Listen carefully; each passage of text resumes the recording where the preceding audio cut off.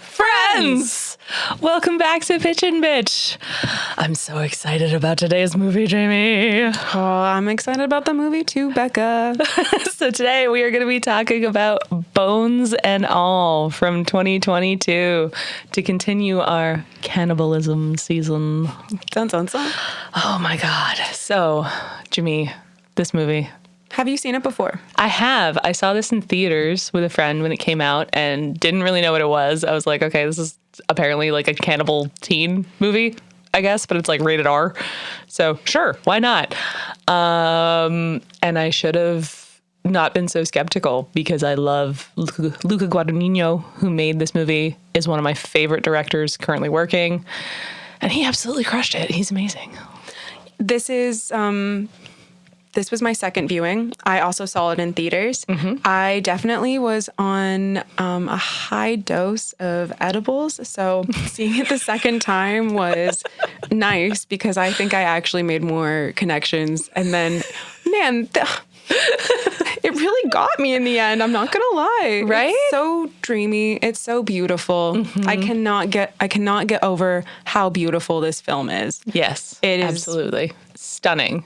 It's so beautiful. And the states that you chose to, well, because it's based on a book. It is, yes. But from my very quick, extensive research, I was able to find that it was just a kind of more of a director's adaptation opposed to being as true to the book, which, to be fair, I like. You know? I'm not mad at something like that, especially because the author actually gave the screenwriter direct permission to adapt it as long as he kept the central figure female. That was her sort of like one stipulation, because the book was written by a woman and it's very much the story of this young girl coming of age and all these other things. And the horror, it's my understanding because I haven't read it, the horror kind of takes a bit of a backseat in the novel. Like it's still important, but it's not quite as emphasized as it is in the movie.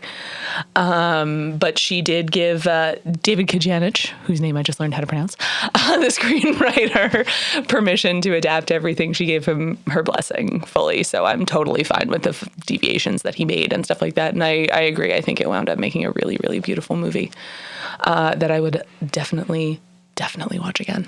And I love how you were able, like, oh man. Right?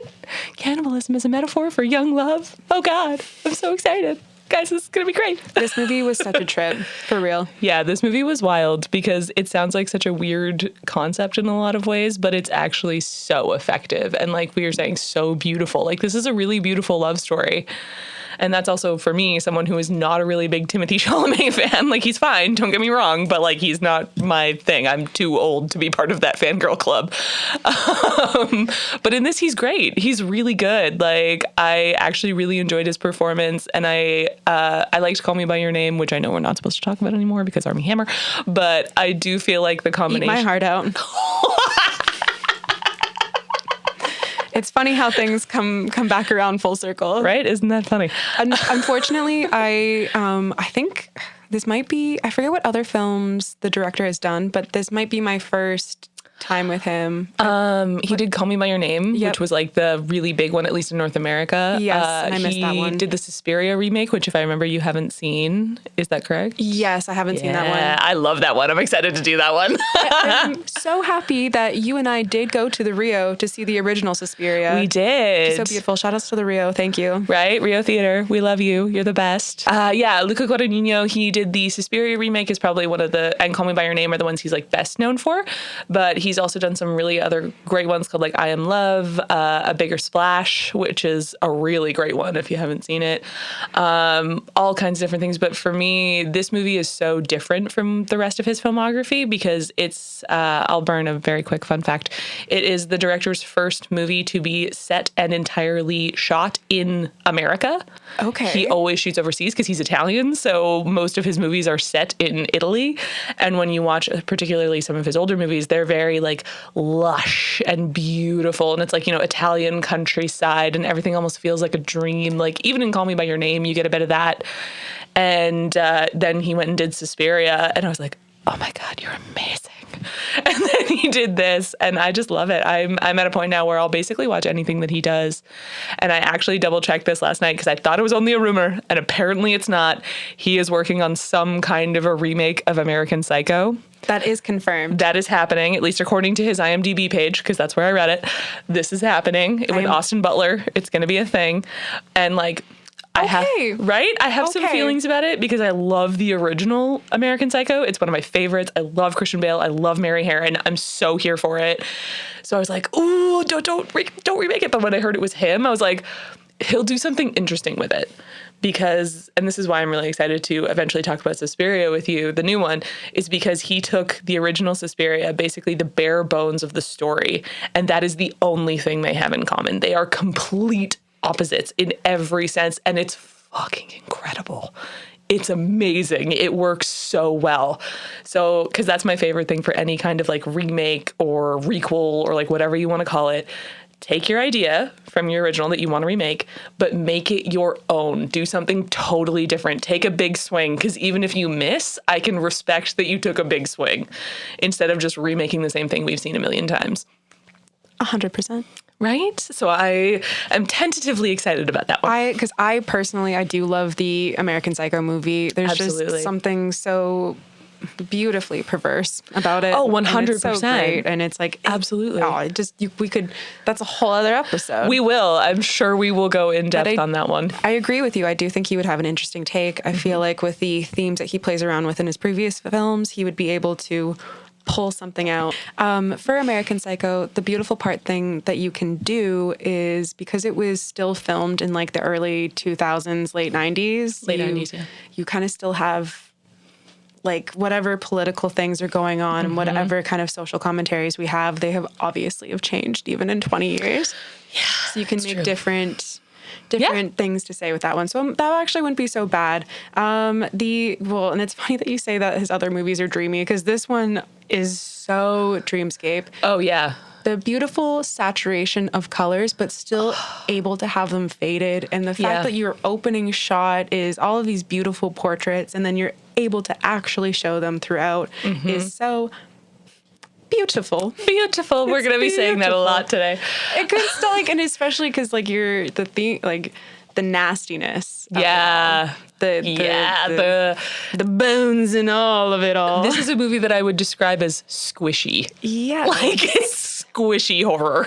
Like again, we'll get into it. I'm going to save it for when we get into it here. But no, I agree. I think there's something really incredible, and Luca Guadagnino has an incredible talent for balancing something really gross and kind of horrific, even if it's not like body horror, even if it's just thematically, with this beautiful, let's say like lush, dreamy setting.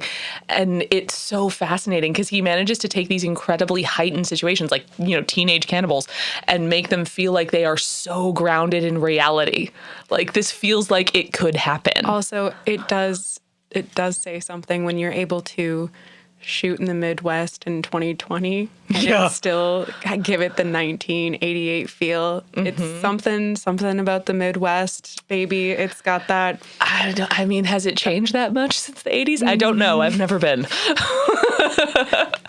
Right. Like, I'm personally from Ontario, so you do kind of end up going through those places, and it is rolling hills. Mm-hmm. Everything looks like it's built for a cold winter. Yep, and because it is. It is. Where's your patio season? It's for like 2 weeks in August. No good. So it can, because of that, you can just add to the dreaminess, and you can add to the stillness, and you're able to add to just the timelessness. Yeah. Everything is so what struck me slow. It's this movie is not for the weak. No. What I was going to say is what struck me the most about this movie, and sort of like the landscapes and everything, is it's these huge, vast open spaces that they're dealing with so often. And I thought that was such an interesting choice when you have your two lead characters who in so many ways are trying to hide from the world, but they're just in these huge stretches of open land.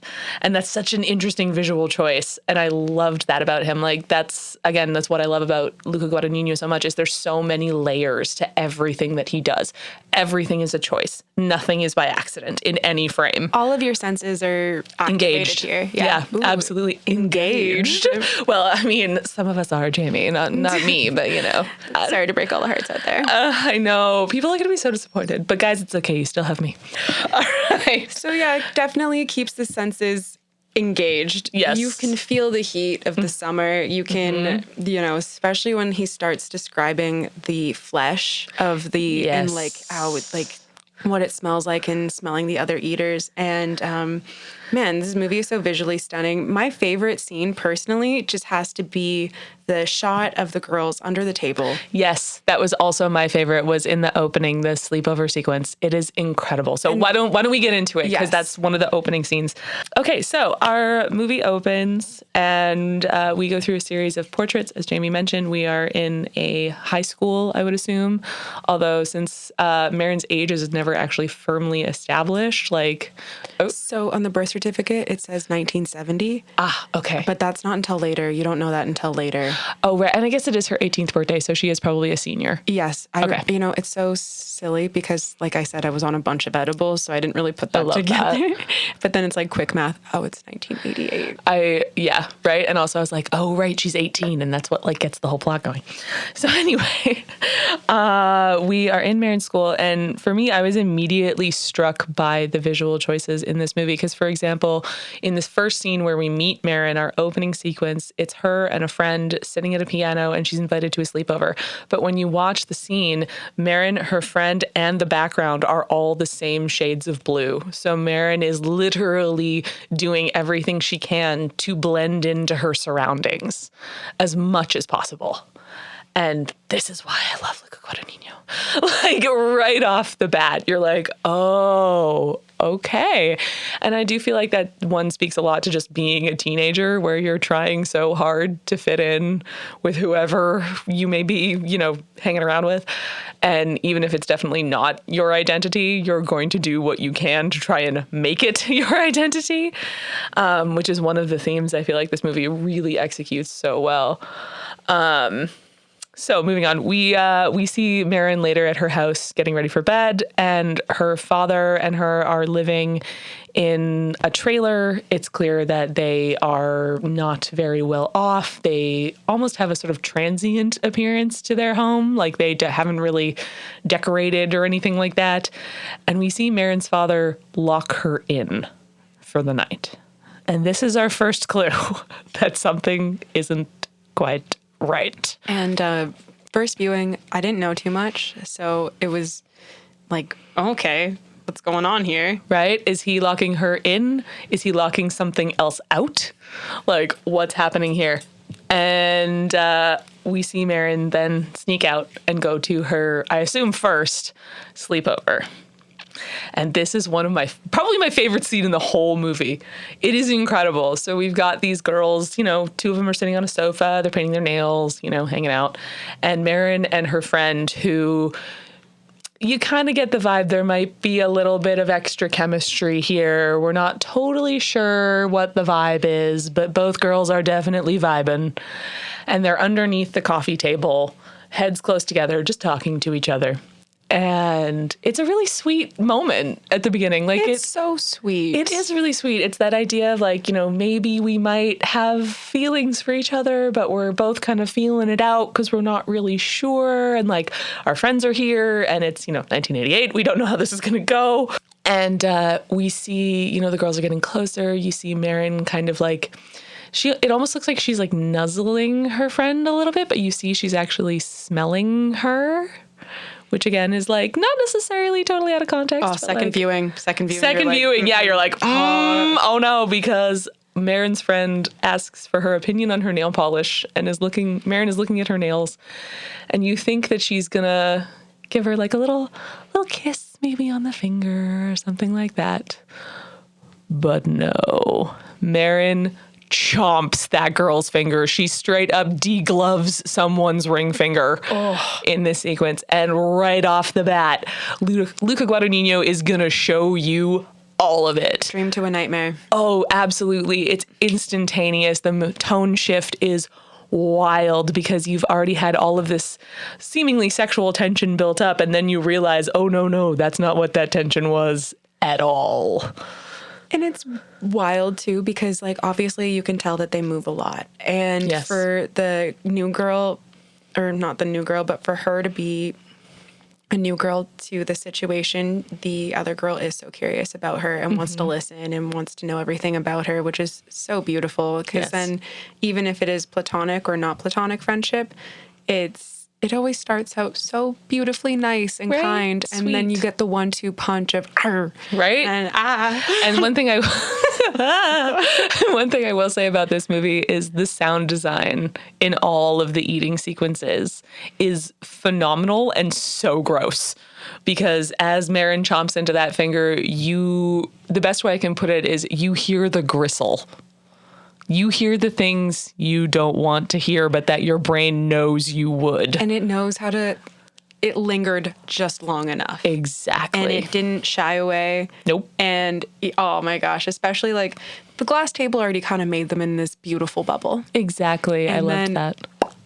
Exactly. We're popping that bubble. And it's crazy because you feel so much for the main character, and the fact, like, I feel the panic when she's panicked, and like after she's done it, she realized she like messed up, and then oh my gosh, because you do almost get the impression that like when Marin takes that bite when she goes to eat, she kind of almost disassociates and like steps out of herself for a moment. Like you can tell that this is something that is beyond just simple curiosity. Like this is not the case. And so yes, when you see her panic, you understand that like, oh, maybe she's not totally aware of what's happening until it's already happened, which is a much scarier idea. 100%. Right? Like, oh my God. Oh, yeah. So very rough. And you can tell Marin obviously runs back home to her father, and you can tell immediately that this is not the first time. No. And that's why they're maybe living such a transient kind of existence, is because Marin, after a certain point, just can't help herself. The fact that he was just so like, 3 minutes, let's go. Yeah, you have 3 minutes, pack whatever you want, we're leaving now because the cops will be here soon. And, you know, he's said that before. That's not the first time he's made that speech. And credit actually to Andre Holland, the actor who plays Marin's father. He has very little screen time in this movie, but he is remarkably impactful. He is. He is very, very good. And he's great in everything. Like, he's such a good actor. But well, also I really liked how the exposition dump for her past comes in as well. Exactly. I thought that was such a great choice because normally I am a huge hater for voiceover. I am a voiceover hater. I can admit that about myself. But the way that they choose to use it in this movie, I think is genius. So I am very much okay with it. It broke it up. Exactly. Perfectly. It made it just flow so beautifully. So after they have fled, Marin wakes up in the morning. I believe she's in Maryland at this point in the movie. And her father is gone. He has just straight up split in the middle of the night and left her a little bit of cash, her birth certificate, and a tape. And this is where that voiceover comes in, is the tape. And it's her father explaining everything that's happened and why he has to leave. And it is absolutely heartbreaking. It is so, so hard. Because, I mean, just a parent abandoning their child, even if it doesn't, their 18th birthday when they're an adult or whatever, like that in and of itself is absolutely heartbreaking. But then your father basically saying, yeah, this is literally because of you, is so, so much worse. It's so hurtful. If you see it from the angle of addiction, and it's just like, well, I've done everything I could to help you, and you can't, like... Yeah, I can't help you anymore, and so you have to help yourself. From, like, the very quick research I've done online, if you look at from the angle of, like, of queerness, then it's just, like, it's so devastating anybody who gets kicked out of their home just for being who they are. Exactly. So, and the abandonment is pretty... Oh, it's just so harsh. And it's like she's just her, even though she's an eater.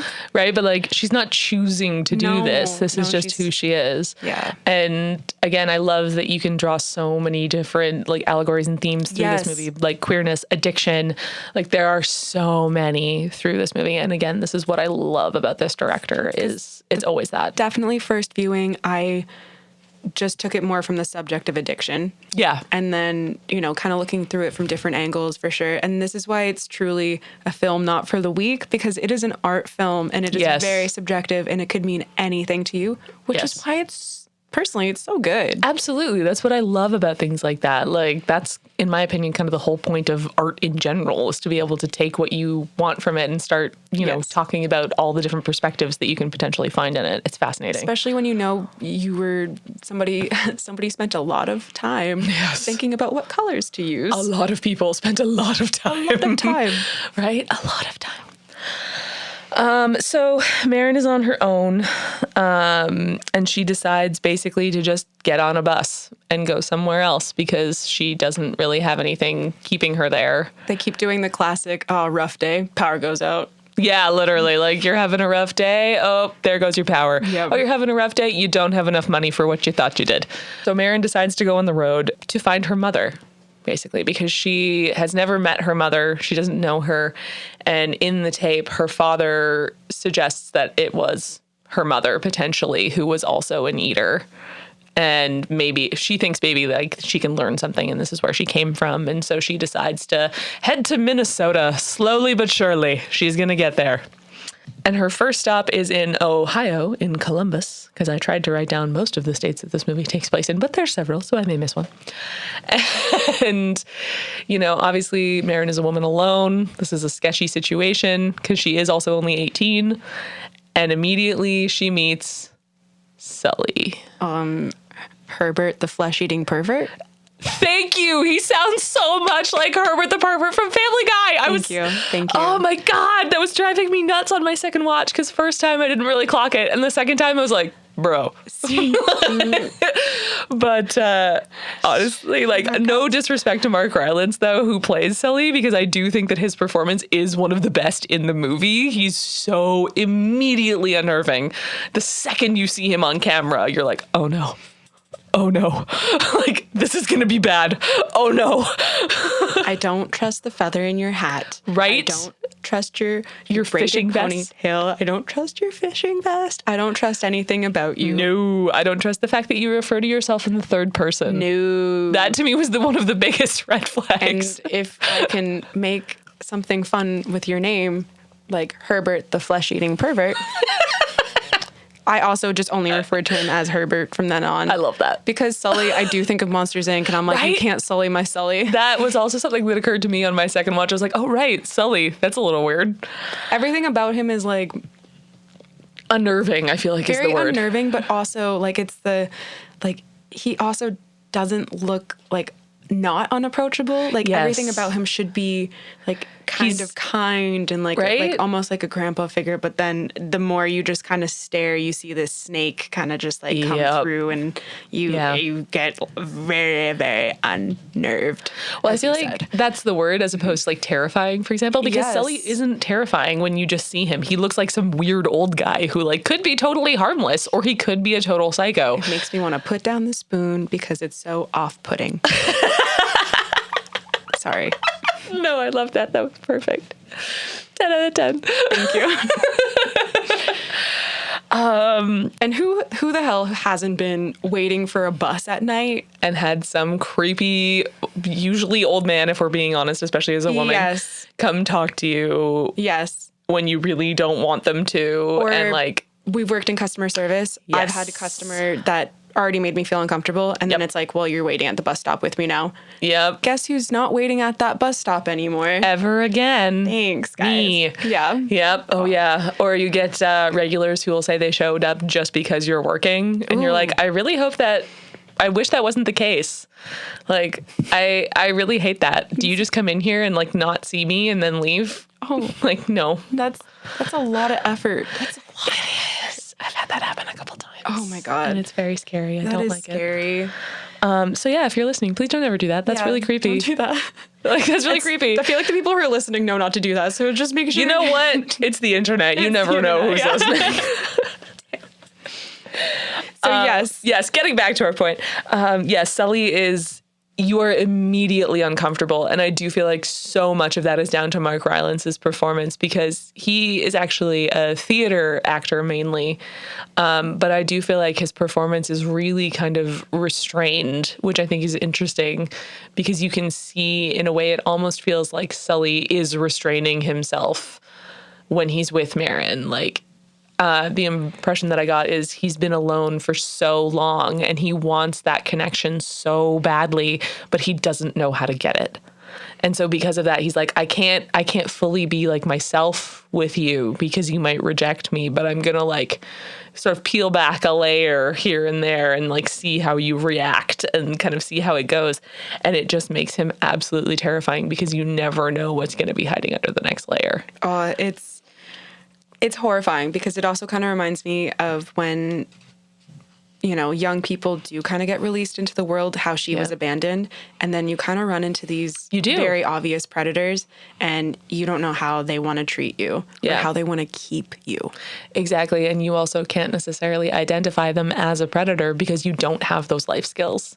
And like, she's desperate. Oh, totally. She's young. She's desperate. She has no resources. Like, this is exactly how that happens in life. And then in the span of the movie, like, she's an eater and she has found somebody who is like her, and she has not met anybody like her. Exactly. So this is a big deal. Yeah. It's that she's trying to find that community in that way. And there's always a few missteps when you try to find that in anybody's life, but especially if you look at it through the lens of queerness and like chosen family. Yes. And the people that you meet. And a lot of the time, those people are not good for you, and they are not someone who you should have in your chosen family. Yes. But that's who you run into, and you don't learn that for a while. Well, and then through the lens of addiction, most people do end up like going into sex work because they find a quote unquote pimp and like just get approached that way, especially because you need money and you need, also just like even taking addiction out of it for a moment and just looking at sex work, a lot of specifically women are brought in that way, where they'll meet someone who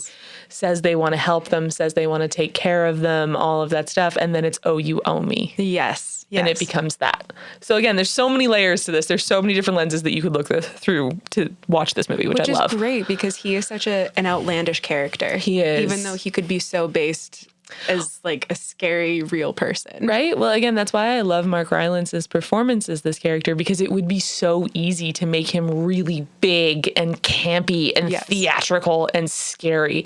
And Mark Rylance doesn't do that. It's much smaller, it's much more subtle, and it makes it way, way scarier in the end, which I love. I love a subtle scare. I'm making such a face right now because I cannot stop thinking about the spit. Oh God, we'll get to it, but it's so gross. So gross. And the other thing that happens very quickly within her meeting Sully is he teaches her that at least some eaters have a certain set of rules that they abide by. So for him, it's never eat an eater is his biggest rule. Never, ever, ever eat an eater. Which is so wild, because then it creates this like weird safety. Exactly. So Marin, in theory, knows that he won't eat her, but that doesn't mean he won't hurt her, which is the sort of balance that she tries to strike with him. And we also find out that Sully doesn't kill people as an eater, because as an eater, he's refined his senses enough where he can actually smell basically death as it approaches. When someone is going to die, according to Sully, they smell different. And his comment to Marin is, when someone dies, you'll be able to smell it. Like, oh, you smell different. You smell different, girl.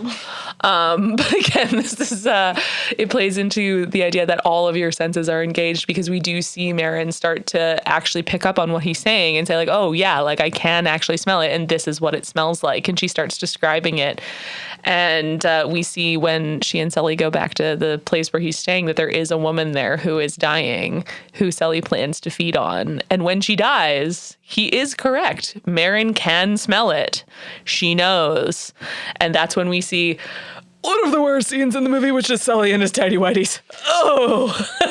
Yes. With his little tarp Dexter set up while he eats this woman. And like, why does this shirt have to be tucked in?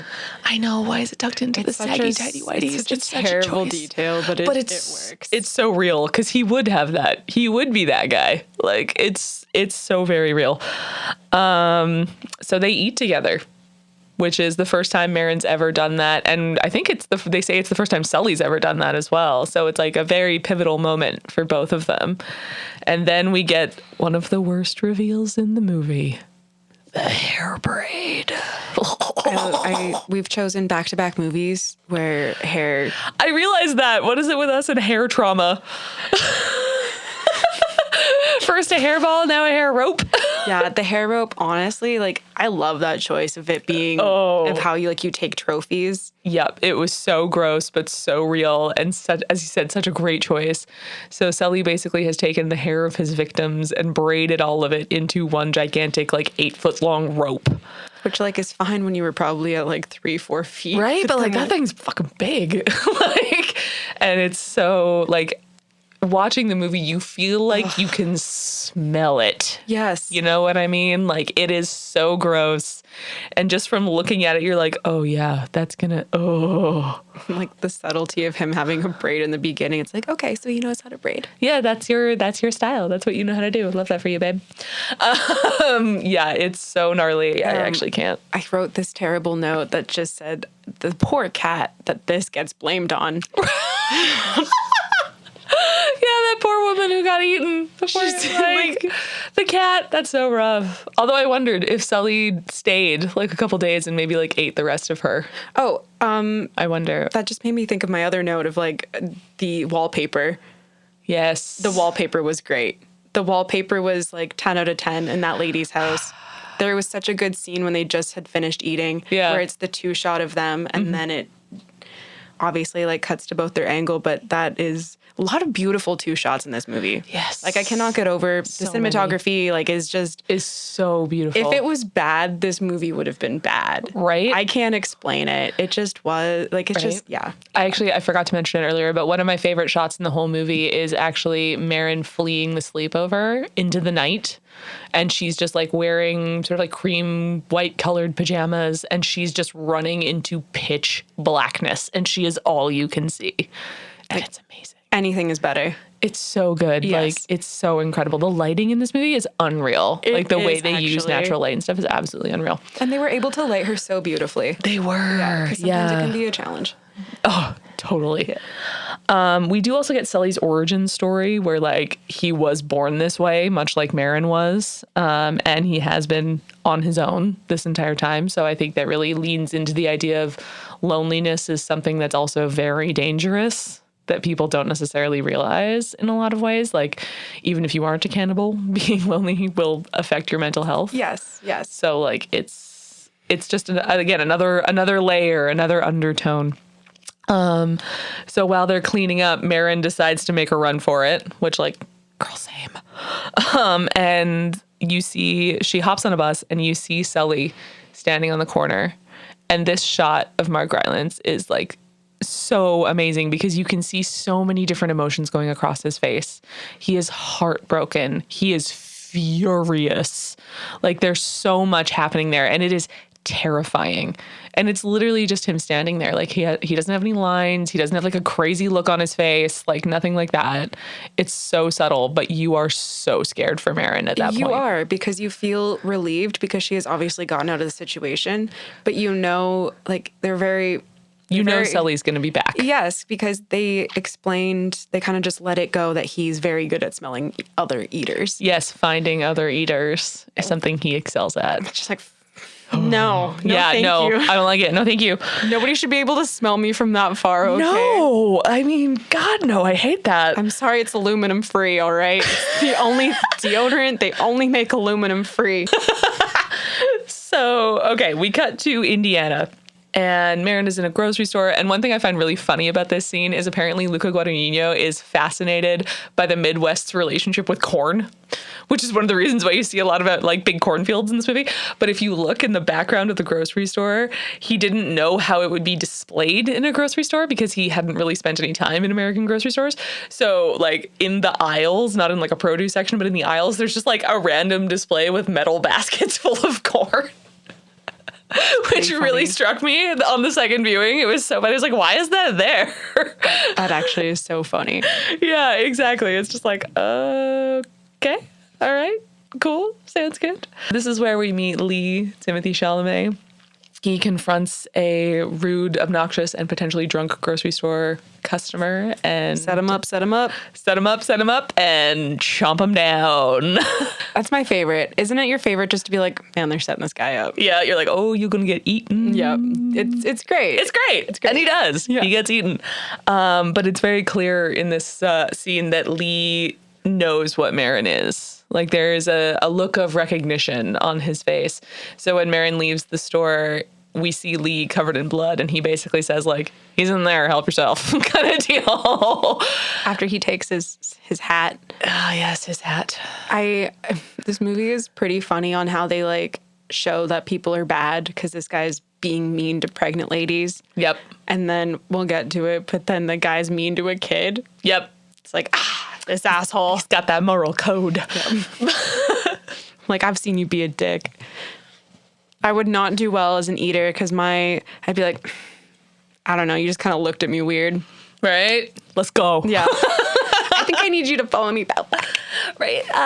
Come this way. But yeah, so they have an interaction where basically they both know that each other are eaters. And this is, other than Sully, the first sort of like interaction with an eater that Marin has had in that way where like it's not scary. She isn't afraid of Lee. Big week. 2 eaters in a week. Big week.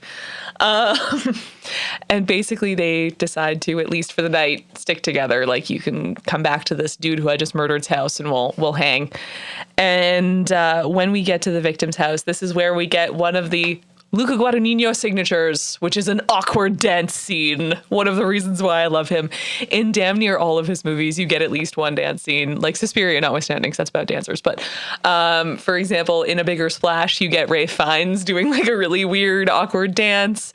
That's funny because I just saw Queer and right, and there's dancing. Is actually exactly, so and like Call Me by Your Name has an iconic dance scene. Like, Luca Guadagnino is obsessed with dance, and I love that he finds a way, even if it's like Timothée Chalamet. And the note I made was, "It's giving divorced dad," like just boogieing around to kiss. He loves to incorporate dance into his movies. I do like the fact that even the choice. I'm not sure if it was like a reference in the book or if it was if it's a choice from the movie, that having the.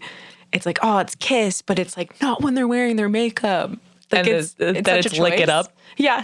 That's a choice. It is a choice. That's a choice. Well, because like we could totally go into it and be well, they're not wearing makeup, which means that they're not being like, they're trying not to hide, and you guys are like hiding when you're trying to hide. But at the same time, nobody recognized Kiss without their makeup on at first and stuff. And like, it's so layered. What a conundrum. Yeah, I love it. It is. And right, like beautiful. The choice of lick it up as like two cannibals. Yes. This is a choice, and this is what I love. Again, I could just spend hours analyzing every single one of his movies and never be done. For this movie in particular, there isn't a lot, like, it's that scene and then there's a scene at the end where they do play like more like music. Other than that, it's very beautiful, like guitar and like it's very slow. Really beautiful score. It's Trent Reznor and Atticus Ross. Okay, well, who did this score and did all the soundtrack, and like exactly, of course it's amazing. It's Trent Reznor. It is like it's amazing.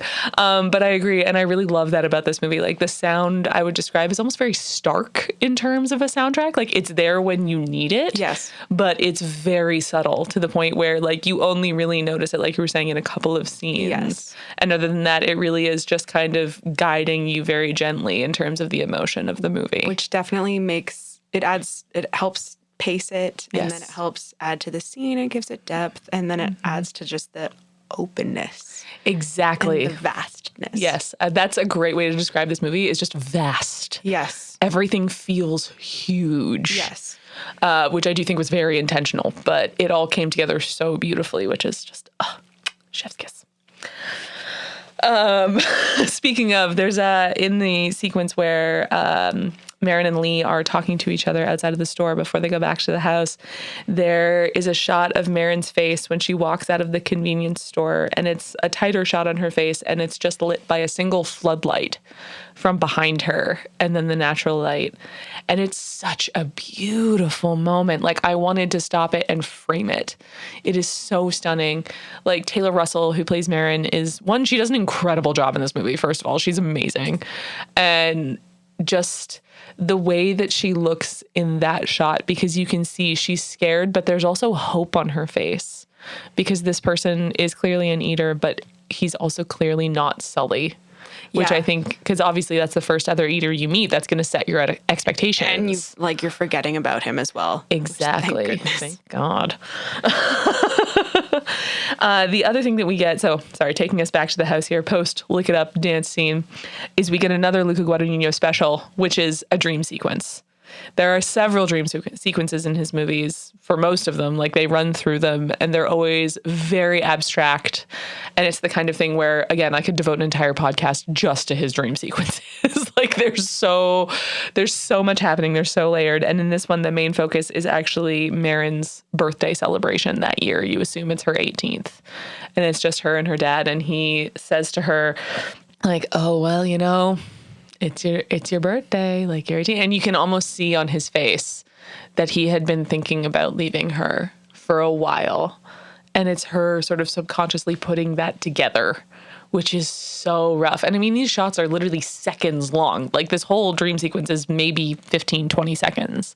This is not a lengthy experience, but he manages to communicate so much about Marin's feelings, about her father's feelings. It's absolutely stunning. So we cut to the next morning. We're in a diner. We see Lee and Marin starting to kind of bond. They're like joking. They're laughing with each other.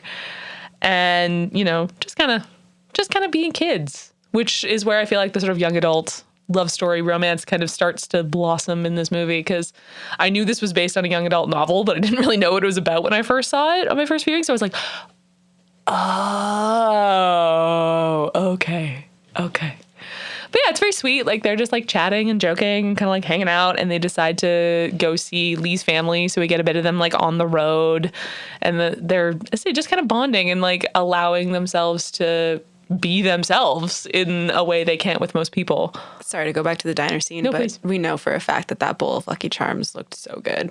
Oh my God. It was, you guys popped the color in the charms. They did. You guys are great. They really did. And then, the introduction of Chalamet's character is great. Yes. It's a young, so they're kind of falling in love. But with the themes, though, it's like, you know that they're really only falling in love because they have this like one thing in common. Yeah, that's their connection. There's so many hormones flowing, and you're at that age where it's just like one thing is all you need. Yeah, you guys have each other. Exactly. Yeah. You have this one big important thing in common, and that's all you need. Lucky Charms and a side of bacon.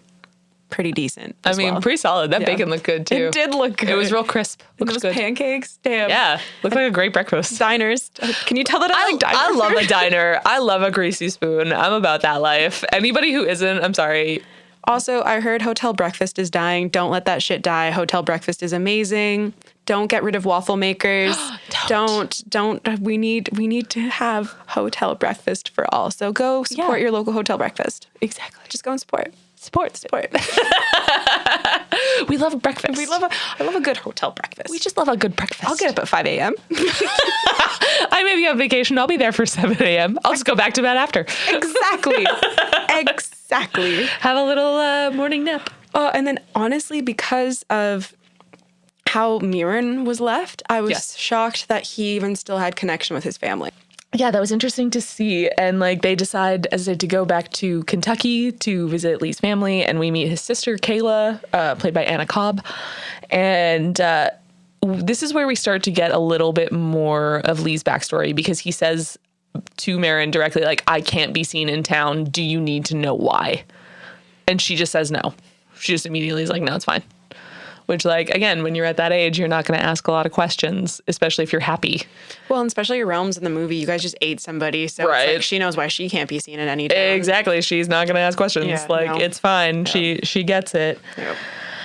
And we see that even though he does have a connection to his family, like, they very clearly either don't know what's going on with him or something like that. Like, there's a very contentious relationship there. And this, for me, is where the addiction metaphor really comes in, is through Lee, through Timothée Chalamet's character.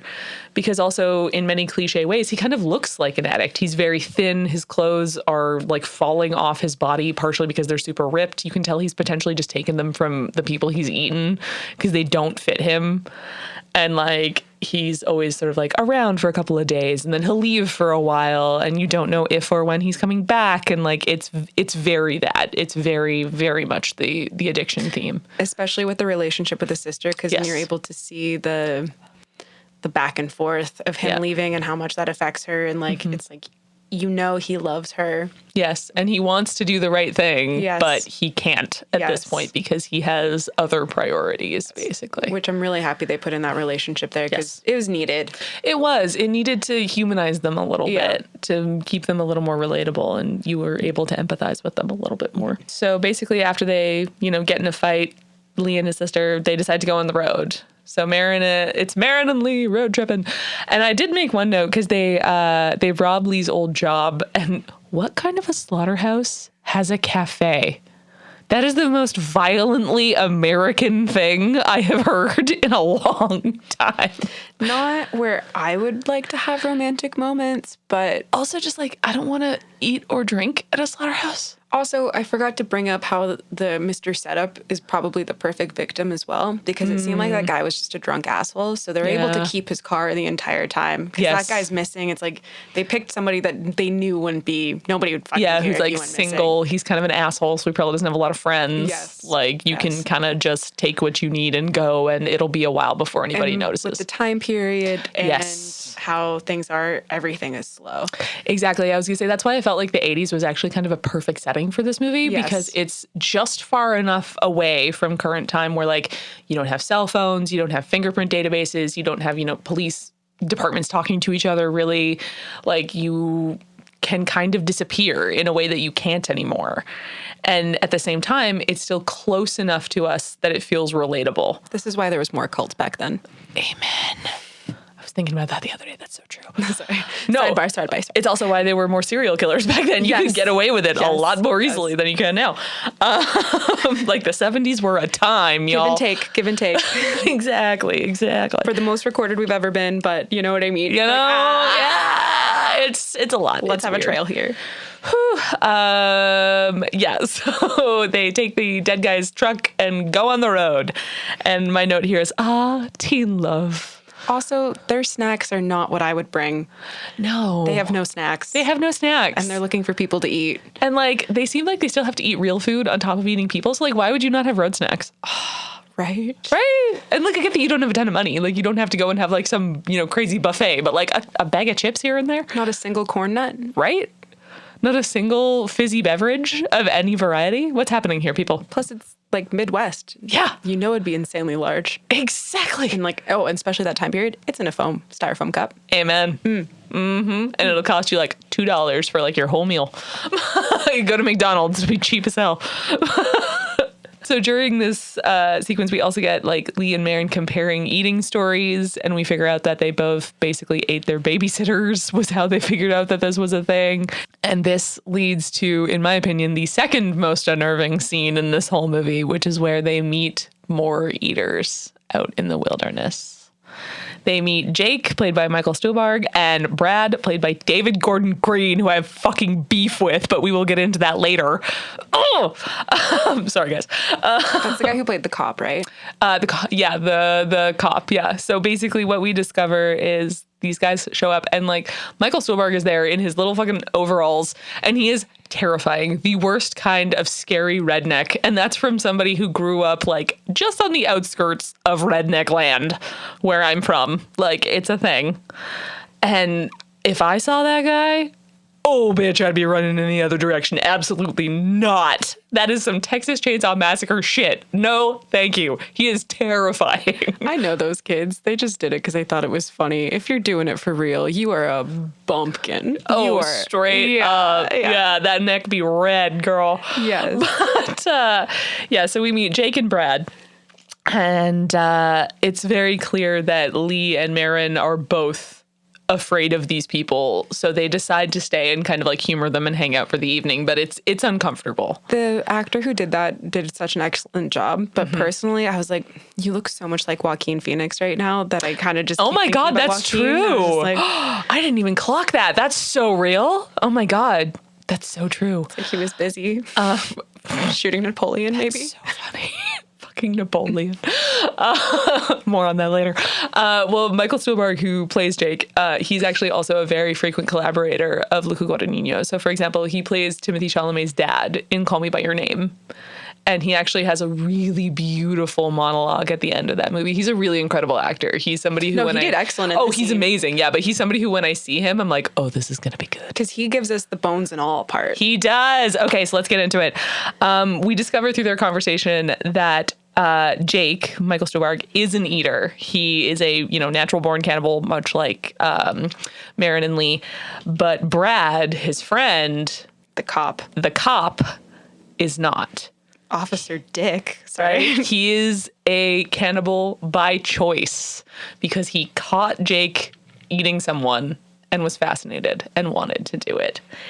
And what really struck me when they're telling that story are those tight shots of both of Jake and Brad's faces around the campfire, because the shots of Marin and Lee are much like, they're wider shots, they're much more open, and this is tight. Very stark, and very, very scary, because you see how much joy these men are taking in telling this story, which is so horrifying. Oh my God. It is. And I like the fact that it plays again on both metaphors. Yes. It's just people who have families, and you still do drugs with people on the weekend, or say you are very much in the closet because of things. So then you have, this is on the down low. Yep. This is your thing. This is your thing. Yep. And this is where we get the explanation of full bones, or bones and all, which is when apparently as an eater, when you eat someone in their entirety, including their bones, it's almost like you actually get high from it. It's a very different experience. The way they put it in the movie is there's before bones and all, and there's after. It fundamentally changes you as an eater. And Jake mentions that he has done so thrice. Plus, saying bones and all literally is so fun. It is. It's so fun. Bones and all, baby. Because it gets progressively creepier, too. Yeah, scarier and scarier as this is happening. And Marin very much is not having it at all. And they decide basically to flee in the night. And you see that if they had, it's very heavily implied that if they had stayed, they probably wouldn't have made it to the next day. Yes. And then it's funny how much it makes your thoughts spiral into thinking of how you can actually eat somebody, bones and all. Exactly. I think that's pretty ridiculous, but it also at the same time, I'm I like the thought processes here. It's yep. Are we doing marrow? Are we grinding it down? What are we doing? Are we just chomping? Also, how do you physically consume that much food? Do you do it in multiple sittings or just at once? Good. Exactly. In multiple sittings? Right? Is this happening over a day or two? Are you just absolutely chowing down at one point? Is it a thing where as you eat, the sort of high begins to affect you, so you eat more and more and more and more? They don't really go into it, but that is something that I wondered about. Worst, are you afraid of the dark episode? Ever. Fuck. Call the Midnight Society.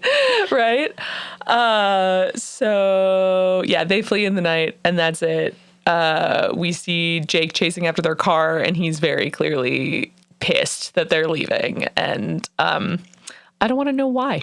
Basically, I don't want to know why. So we cut to a carnival, and Lee and Marin are very clearly together now. It's happened. They're in love. And Marin announces that she's hungry. So Lee decides we see one of Lee's methods, basically, for finding people, which is he cruises people. Because, again, this is the 80s. You couldn't necessarily just be out as a queer person. A lot of the time you did have to sort of engage in these scenarios where you would try and cruise somebody, or they'd try and cruise you, and you just go find a little spot alone and do your thing, which is basically what happens here. Lee lures a carnival worker into a cornfield, and we do actually see that Lee is engaging in sexual activity with this man, implying that Lee has probably done this many times before, and that's again where you get into addiction and sex work and all of that stuff again. And right as this fellow is about to climax, Lee slits his throat, and they start eating. And that's it. And this scene is brutal. This was one that really got to me, because you see this poor man who's bleeding out from the neck as Lee is chomping into his chest. And again, with that sound design and that makeup, you're in it. It adds to the complexity of Marin, because at first she doesn't want to eat people unless they're dead. And but as soon as he's like dying out and she gets the okay, it's like, let's go for it. Also, this is the scene I was bringing up, or like how Mr. Setup in this situation was just really mean to a kid. Yeah, he was like mean to a kid in his carnival booth, and Lee was like, done. You're the one. And like, I love how he could be like, this guy's easy. Right? Like, fuck this guy. And so they eat, and then unfortunately they discover that this man actually had a family at home who are looking for him. So they have to flee, and also the guilt of that. And, you know, you kind of have Lee there saying, like, he wasn't wearing a wedding ring. Like, there's no way we could have known. And you see that Marin is really struggling with this because she still doesn't want to hurt people. Even though she is accepting the fact that she's an eater, she doesn't want to hurt people. And trying to deal with that, I think, is her main struggle through this whole movie for a lot of it. And then, like, the devastation of having to even call, like, what was happening, like, risky behavior because it's something that can happen. Oh, totally, yeah. No good. So we get another dream sequence, which, again, I'll keep this very brief, but this one is just more of Marin and her father and the idea that her father potentially knew this would happen and, like, didn't really say anything to her. Basically, like, you just see a lot of him, like, looking at her and, you know, memories of him interacting with her that she's starting to put together. So we now are in Minnesota. We're going right along here because I realized I forgot to list a whole bunch of the states, but it's fine. So Marin can try and find her mother. And this is not one of the scariest sequences in the movie, but it is one of my favorites because we actually meet Marin's grandmother, who is played by none other than Jessica Harper, star of the original Suspiria, who is also in the remake of Suspiria and has worked with Luca Guadagnino before.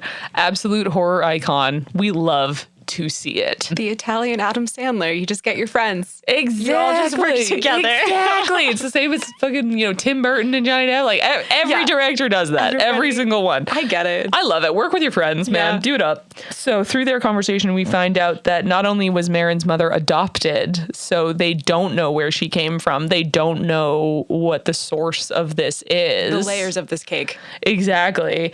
And that she voluntarily institutionalized herself after leaving Marin's father. It's great that there had been a lot of time that had passed between my first viewing and second viewing because I remember that she meets the mother, but... Yeah, so our next sequence is her meeting her mom. She drives to this town where there's this institution where her mom is, played by the truly incomparable Chloe Sevigny. So great. We love her. Holy fuck. We love her. I do have some fun facts about her at the end of this. Beautiful. And we see that she has written Marin a letter many years ago. They say, I think it's like 15 years ago that she wrote the letter. And it just says, for my daughter. And we also see that her hands have been seemingly amputated. They're gone. Like, I'm sorry if this is offensive, but she just has stubs. Like, this is a thing. And she fully attacks Marin and tries to eat her. Well, it was great. It was great. Like, straight up. She's reading the letter. They have the voiceover, and she's like, and I want to take you out. Or she says, like, your dad didn't know until I had you, basically. And then he knew.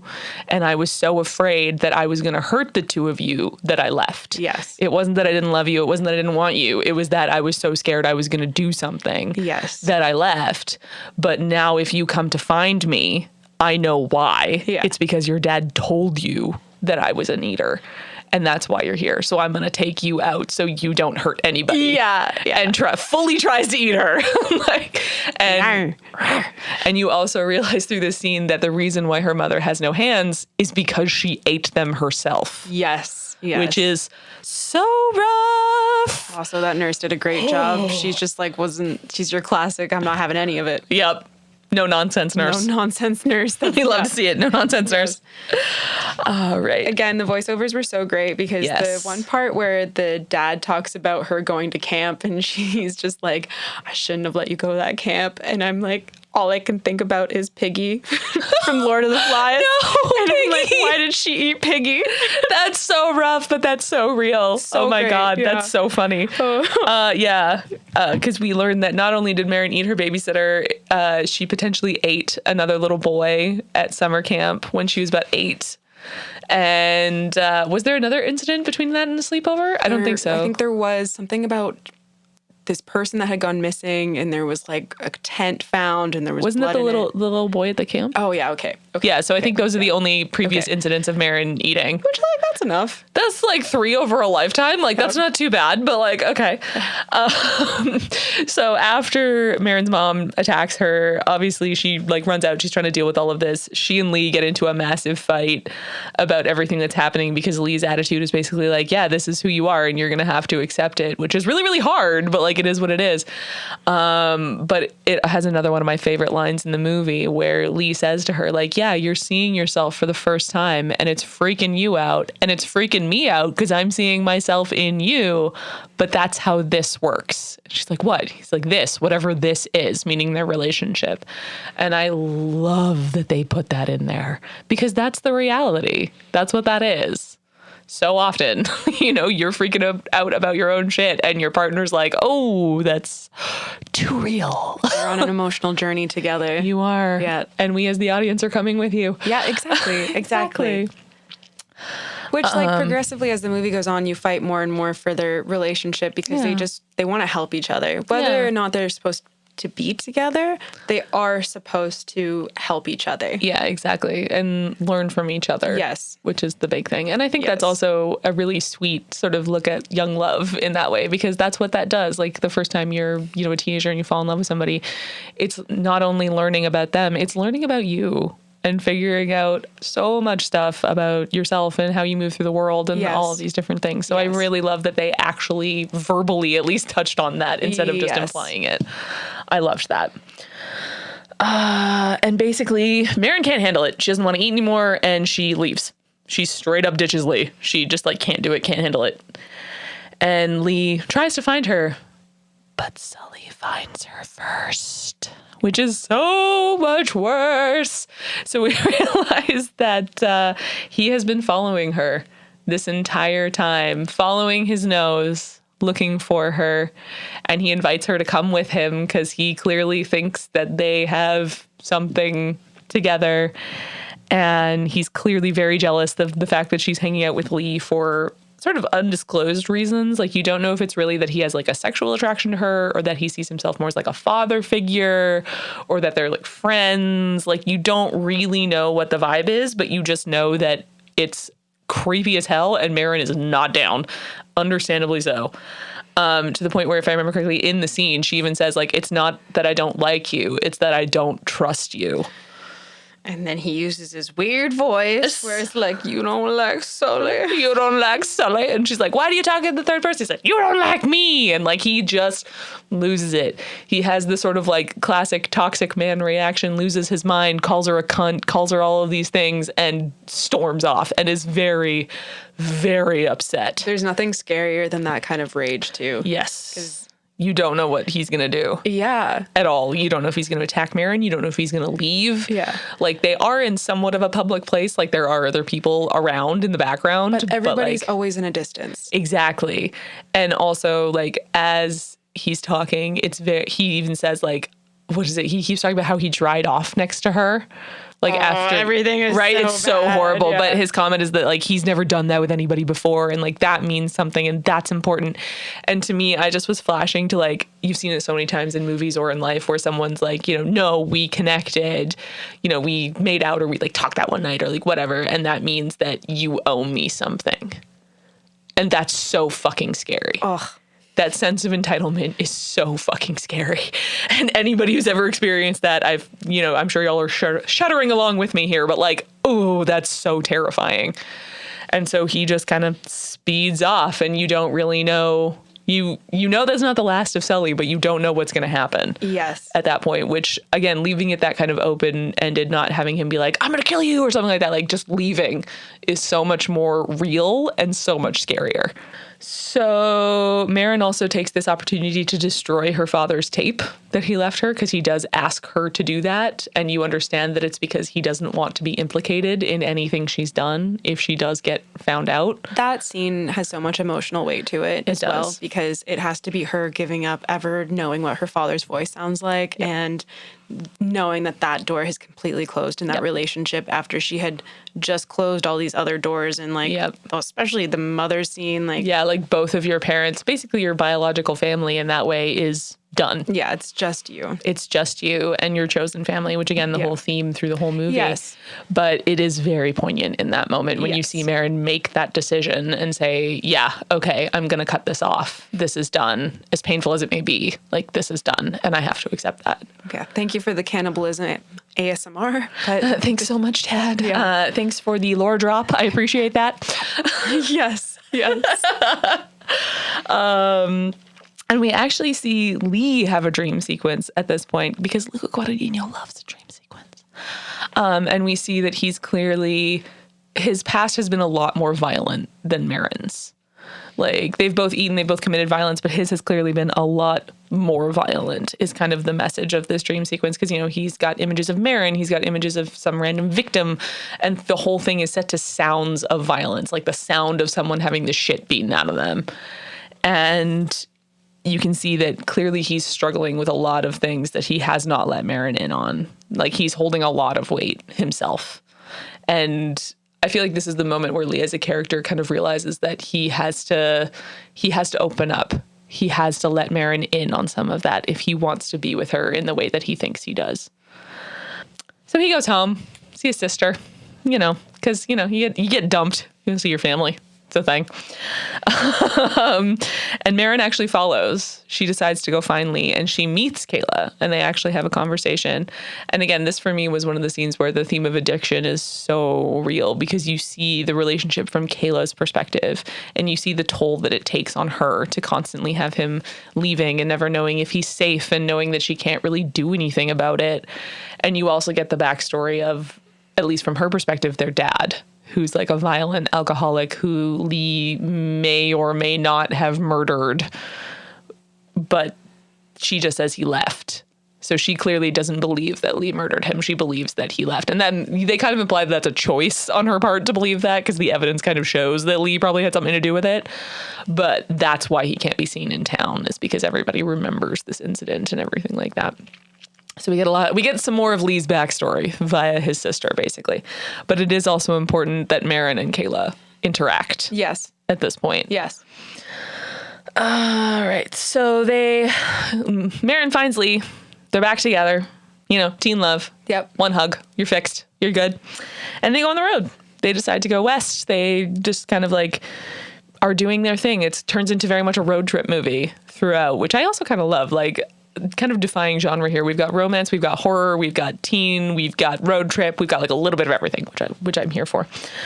And then we get the full story of what happened with Lee and his father, which is that his father was a violent alcoholic, but he was also an eater who tried to attack Lee, at which point Lee subdued him and then ate him, bones and all. And he describes it to Marin, which is where he says, you know, he felt, I think he says like high as a motherfucker or something like that. Like, he's so high, it was so insane that he can't even really fully express it. But it's a big emotional moment for them, because it's very clear he's never talked to anybody about this ever. And so the fact that he's talking to Marin about it is really important. And it also just like, it humanizes him a lot, because before he's just kind of like the cool guy in her mind, you know, where he's like, he's teaching me and we're taking care of each other and we're in a relationship. And it's like, no, he's actually a person. And that's a good thing. We love that. Hurt people, eat people. Right? Very much the theme of this movie. And they end up doing it. Getting real nasty. Yes. But it's implied that it's at least her, if not both of their first time, basically. So it's very sweet. It's very like loving. It's very sweet. And you can tell that like this is a very human versus like eater. This is a very human moment for them, which is nice. Yes. Yes. Because, well, you're rooting for them. Right? You're rooting for them. You're like, oh my God. Young love. You guys are so cute. Y'all are so sweet. Little cannibals together. Yeah. And they decide to try to be people, is the way they put it, for a while. Like, they want to get an apartment and get jobs and like try to actually exist in the world.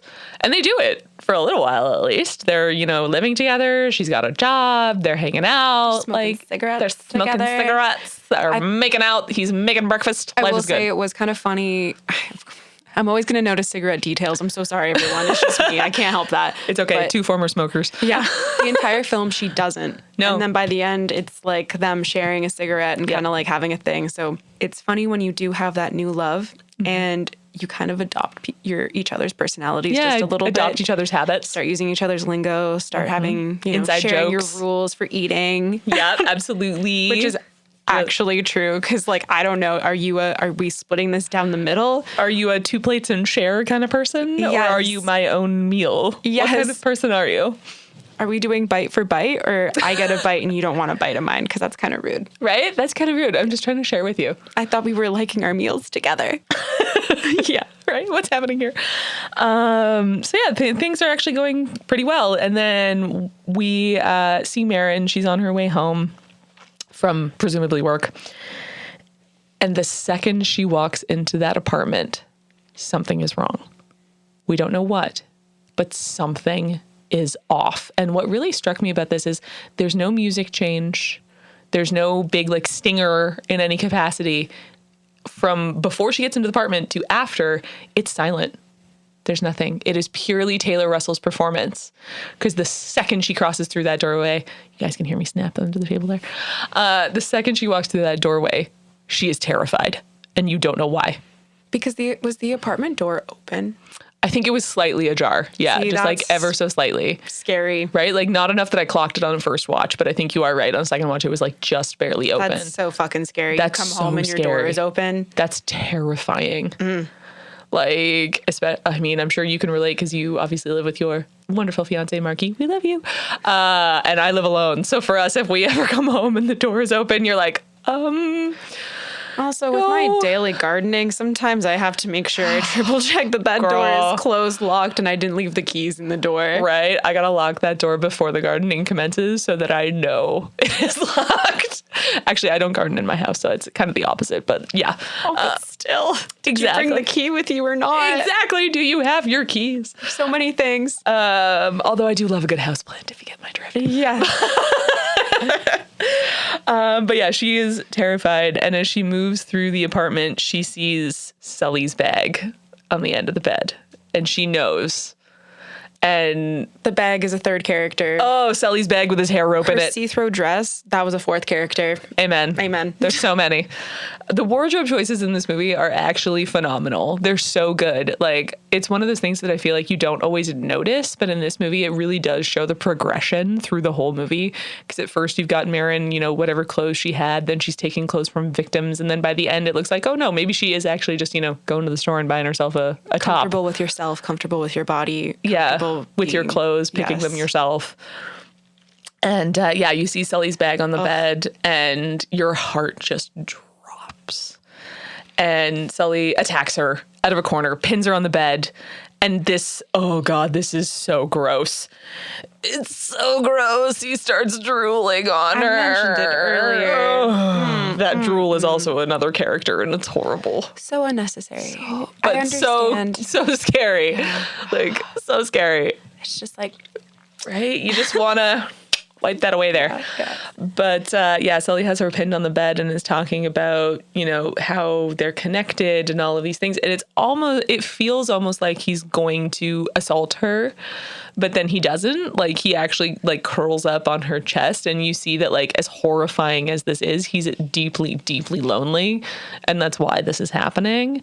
And he's got a knife to her throat. Don't get me wrong. This is a very scary scene, but you're also like, oh, what is it that you actually want from her?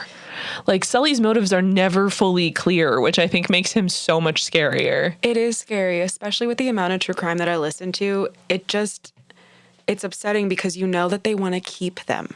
They just want them to stay, and they want them to be kept. Yes. They don't care about them. They just want to keep them. Yeah, it's almost that horrifying. Objectification in the way of literally turning you into an object that I can keep. Yes. As opposed to sexual objectification, different things. But yes. Right? Where it's this isn't about getting in your pants or anything like that. This is about keeping you in the sense of ownership. And this is something that I can hang on to forever. And you'll just you don't really exist as a person in that way.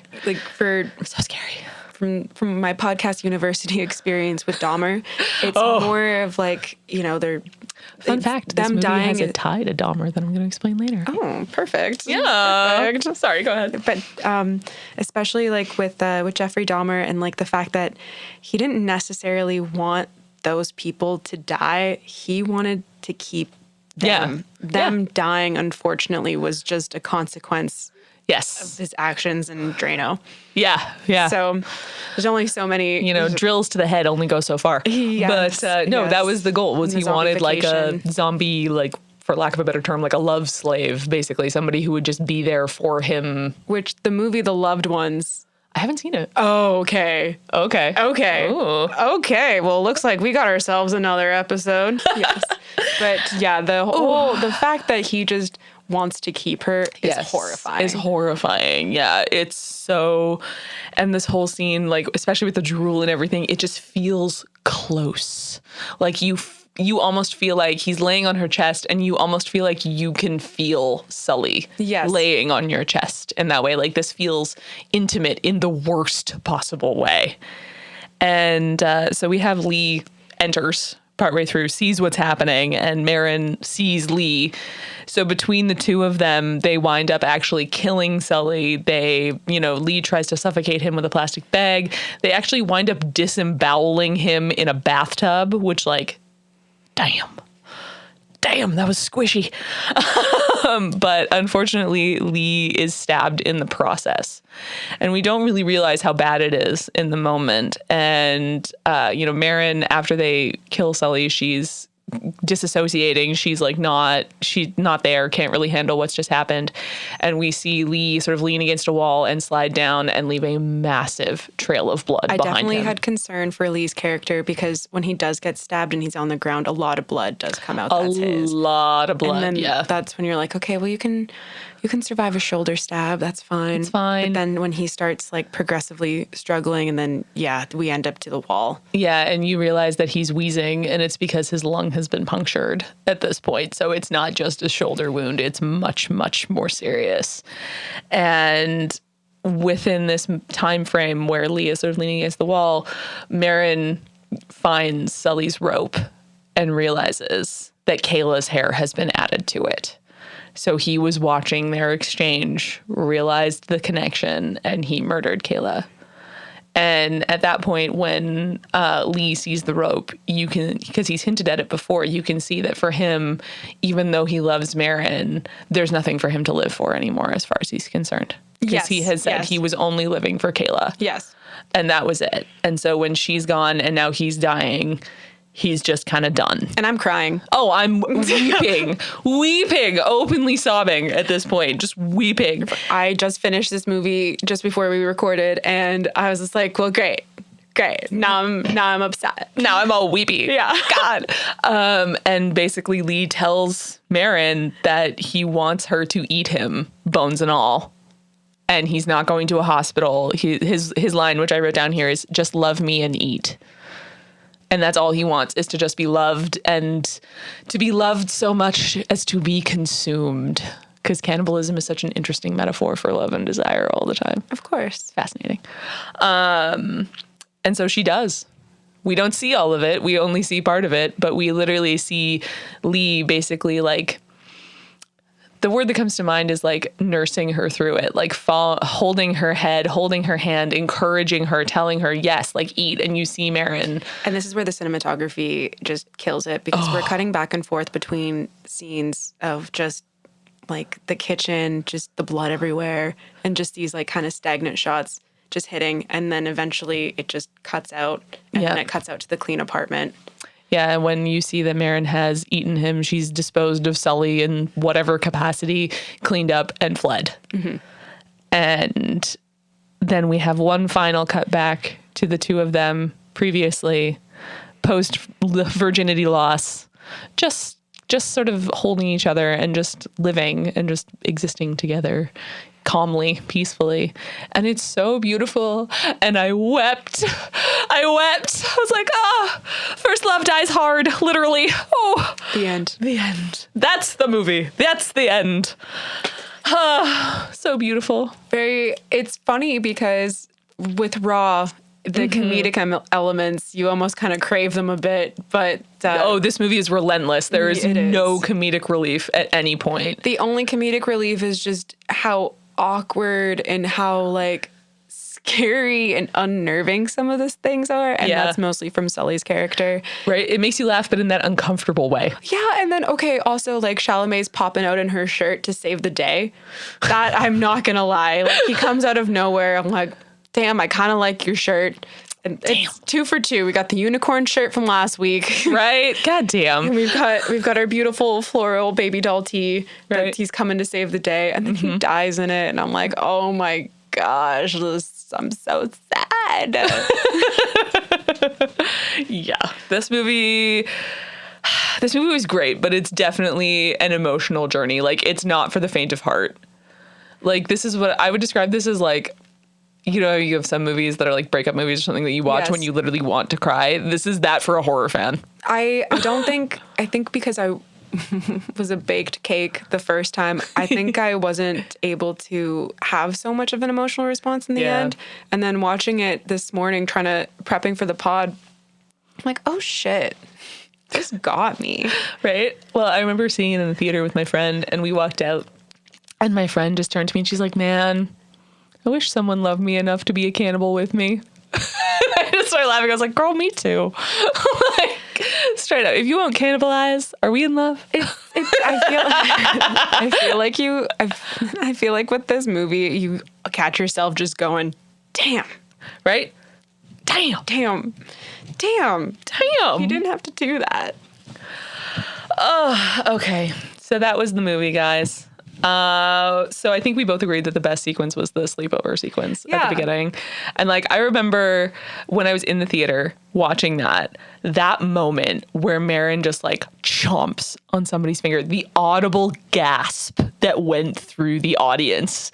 It was crazy. Like that sequence is incredible. It's really well done. It's really well done. Just the tone, the mood, the style, like every choice. The fact that they're, like you said, they're in this little bubble under the glass table so we can see them, but they're kind of separate from their friends. And like even the reactions of the other girls in the sequence when that happens, they're like trying to pull the friend away. Yes. And Marin is just like not even there. She's so focused on eating because that's all she can think about. And like it just sets the tone for the movie so perfectly. I like that one. And then, that's such a beautiful scene. And then honestly, especially after they're done eating, I forget what was her name, Mrs. Harmon. Shout out. Yeah. It was like Mrs. Harmon, something like that. She just like painfully eats her pancakes as she's thinking about the person she ate. Yep. It's so funny. It's like that hangover regret. Right. But post-eating clarity. Yeah, post-eating clarity. But it's such with the wallpaper and how they're just like still drenched in blood. I don't remember. It was like floral prints. Yeah. And then the other one was like birds and stuff. But it's like it would be a grandmother's house that you would find in the 80s when everybody had that like every floral wallpaper. Yeah. Oh, I remember it well. So good. Like absolutely. Of course, all the visual elements in this film. Fucking 10 out of 10. You know what? 11 out of 10. 11 out of 10. 11. 11 out of 10. You guys turned it all the way up to 11. 11. The other one for me was, as I mentioned, the like camping sequence with the other eaters, Jake and Brad. Mostly because Michael Stuhlbarg is absolutely terrifying. Like he is. He makes that sequence. He is. He's so good. Like, 12 out of 10. So scary. I think I knew that was the director, like David Gordon Green, like the from other things. But there's some things you remember, some things you forget. For me, I don't really think that I don't think there's a bad scene because I think all of them push the plot, even though the pacing, unfortunately, is so slow for me. Yes, this is very slow. Very slow. And that's just me, you know? Right? It was like, I love a slow movie. I love a character drama. Like Jim Jarmusch is my fave, where like literally nothing happens. I'm like, this is an amazing movie. but that's not everybody's cup of tea. Yes. Yeah, not everybody's thing, and I get that. Yes. So for me, the worst part of this movie was David Gordon Green, and that's because I have mad beef with him. Okay, let's get into it. I have so much beef with David Gordon Green, I actually can't. You took two of my favorite horror properties and made some of the worst modern horror movies I have ever seen. It was Halloween, and what else did he? He did Halloween, 3 of those. Yeah. Because the first one I actually liked. Like, in all fairness, the first one that he did, the first Halloween movie, It was fun. Was fun. Like, it was fan service. It was campy. It was silly. I was into it. If he had just left it at that, we would not have beef. We would be fine. But no, the next two are such garbage, in my opinion. And like, I get that not everybody's going to agree. That's fine. But like, for me, I hated those movies. If I had to hear fucking Anthony Michael Hall say "evil dies tonight" one more time in that movie, it should be a drinking game. I was going to lose my mind. Definitely a fever dream of a movie. Yes. And the third one was the same. Like, I think you and I saw that one together. And I remember saying, like, it's giving Season of the Witch, but in the worst possible ways. Plus, like, you can't purposely make a bad, like, you can't create a fun movie. Like, you can't do that. No. And also for me, like, I hope people understand my broken English when I say you just can't, like, you can't do that. You can't do that. Well, for me, it's like, it's not an uncommon thing, because it's kind of the curse of the Halloween franchise in a lot of ways, is that people don't understand what makes the first Halloween so great, in my opinion, is that it's not about Michael. It's about Laurie and her friends, and you like them and you get to know them, and that's why it's scary when they die. And this makes it all about Michael and his backstory and his connection to Laurie and all of these things. And I'm like, you're completely missing the fucking point. I know. And then you kind of created caricatures out of the characters. So well, then Jamie Lee Curtis's character is is strange. You kind of, and then, well, for me, it was the end of Halloween Kills, which, like, if you haven't seen it, I guess don't listen to this, but like, they literally have the entire town beat the shit out of, stab, shoot, do everything they possibly can to Michael Myers. Like, this, I know he's the boogeyman, but like, he would be dead. There is no way around it. And he literally just gets up and kills everyone. Everything is coming back to me like a really bad blackout dream. Yeah, it's bad. Because then there was like, actually, Michael's not the killer. Now we have this other guy. Yeah, I hated it. And then for me, he made the worst horror movie I have seen in so many years, which was Exorcist Believer. Okay, so David Gordon Green, he did Exorcist Believer. And then I hate the fact that what they did for that was just, we're going to add another little girl. Yeah, it's going to be 2 little girls. They're both going to get possessed, and it's going to be a trilogy, so we're not actually going to show you anything. We're going to stick in every possible bad cliche, including the literal magical black person, which, like, y'all, get it together. Seriously. And, you know, we're going to pay Linda Blair and Ellen Burstyn ungodly amounts of money to appear in this movie so we can get their name recognition, but we're not actually going to use them for anything interesting. People always talk about buying property back in the 80s and 90s. I'm like, you needed to be a horror icon in the 80s and 90s, and they'll keep bringing you back in. Right? Well, also, like, I get the big deal because Linda Blair had said she would never, ever do it again, and then she showed up, and it was like this really big deal. That's what you did with it? It was so bad and performed so badly. That was supposed to be a trilogy. It got completely canceled. That's always my favorite when that happens. Exactly. You know how I shouldn't take the hint. My favorite, but it's like David Gordon Green, take the hint. Like, no, studio systems, take the hint. Stop giving the wrong people money, please. Right? Stop getting the wrong people to direct these things. And stop trying to revive projects.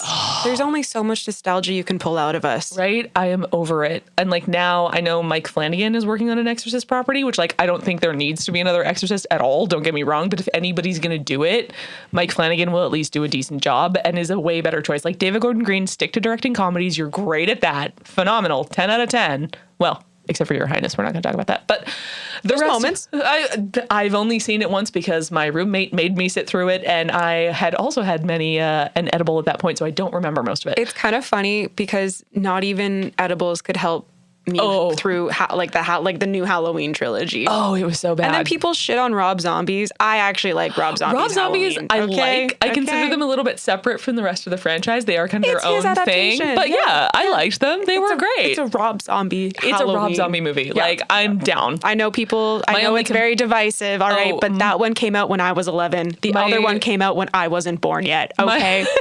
My major complaint with Rob Zombie is just, like, stop casting your wife. Yes. Like, other than that, we're square, we're golden, but like, stop casting your wife. And no, like, I love to see it. I love the level of support. Like, if I had a partner who believed in me half as much as Rob Zombie believes in Sherry Moon Zombie's acting career, I could do anything I wanted. So, like... Everybody's going to hate me here. I like her acting. I think it's okay. Wow. For everything. I haven't seen a lot of the new stuff, but... Hot take, Jimmy. My first Rob Zombie experience was the Halloween movie. Yeah, I think mine too, yeah. I was a little too young to kind of... And also my mom would have to want to watch that movie. Yeah. That's the kind of basis. Yeah. My mom didn't care about ratings. She just cared whether she wanted to see it. And then we got to come along. Okay. I love that for you. So that's kind of how I feel with that one. No, that's fair. I know that's such a... Well, it came out because I'm a couple years older than you. So It came out when I was a teenager. Yes. And I remember all of my friends were obsessed with it. So like we saw it. And then we all started watching like House of a Thousand Corpses and like all the stuff after. So that was my sort of entree into Rob Zombie. But yeah, I can't with David Gordon Green. Yeah. Cut him out of this movie. He is my one complaint. That could have literally been anyone. It did not have to be him. It's so weird.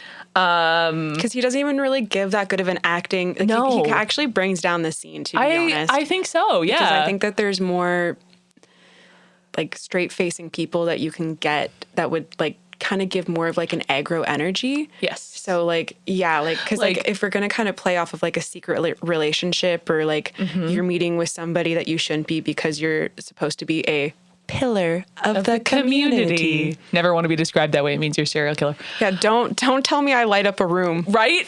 Don't tell me everyone loves me and I light up a room. One, you're a liar. And two, I don't want to die. I'm going missing. Like, I don't want to die. Yeah. For me, the first person actually who sprung to mind for a part like that, he'd be a little older because he's supposed to be a rookie cop in the movie, so he'd have to be an older cop, was Stephen Root, if you know who that is. He's in Get Out. He plays the blind art dealer who's trying to buy Daniel Kaluuya. Yeah, and he's a great actor. He is so underrated. Stephen Root forever. Like, he's in that. He's in Barry with Bill Hader, and he's really funny. He shows up in so much stuff. He was in Oh Brother, Where Art Thou back in the day. He was in Office Space. He plays Milton. The guy with the stapler. Oh, Milton. Same guy. Like, Stephen Root is iconic, and people need to pay more attention to that. Of course. Dodgeball? Yeah, absolutely. Dodgeball, he's in True Blood. Like, he shows up in so much random stuff, and he's amazing. I don't know who I would recast, but I would definitely go for more of, like, a clean-cut, all-American looking boy. Yeah. Especially for, like, in the Midwest. Like, Yeah. definitely somebody who looks like, why are you here? Yeah. Honestly, David Gordon Green looks like, yeah, buddy, you look like you should be here. Yeah, exactly. You look like some shifty ass cop. Okay, well, maybe I have to correct myself. He does look like a groupie. Excuse me. I so mean, maybe that's so fake. David Gordon Green's writing and producing partner is actually Danny McBride. Well, that makes sense. And like, exactly, like they worked on a lot of comedies together, but Danny McBride was also one of the people who wrote Halloween. Get the fuck out of here, my guy.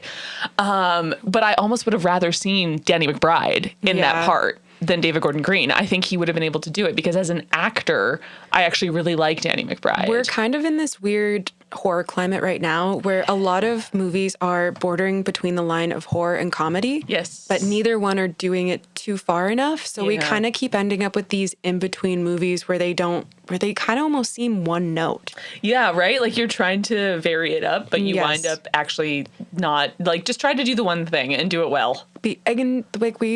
Because Barbarian was good.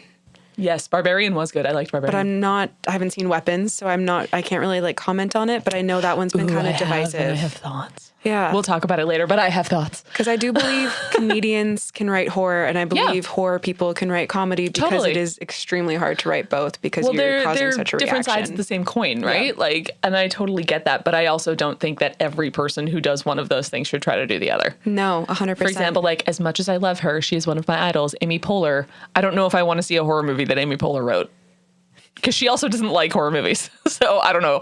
But you know what? Maybe I'm wrong. That could be like the best horror movie ever written. Who knows? We'll see. But her and Tina Fey. Oh, God. I would watch that movie in a minute. It's actually so funny. I would watch that. Okay, so let's move on. We're doing a new segment called Cut, Keep, Redo, which is basically our version of like Fuck, Marry, Kill. So for me, redo would be Kayla, the sister, just because, and no offense to the actress, I think she did a fine job, but I do feel like she's kind of forgettable as a character. She is, and she did a lot of the like faces. Yeah, exactly. Like, oh my God. And like, that's fine. But I would have loved to see somebody who maybe played her with like a little bit more nuance. I think would have been interesting. But again, no disrespect to the actress. She did fine. No. Keep for me is the supporting cast. The rest of them, like Mark Rylance and Michael Stahlberg and like all those people we talked about, for me, they kind of make the movie. Because Timothée Chalamet and Taylor Russell are both great. They're both very strong performances. But I think without like Sully, for example, it's not the same movie. Like, it's just not.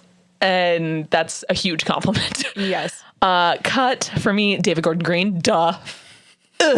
But also just the overall runtime. This movie is a bit long, and like it's I think 2 hours and like 11 minutes runtime.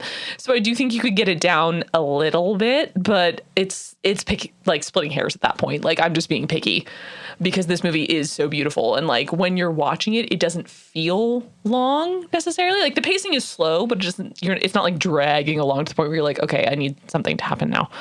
So that's kind of my only small complaint. Let's see. My cut, keep, redo. Yeah, I'm with you. I would cut the runtime. Mm-hmm. Something I would redo.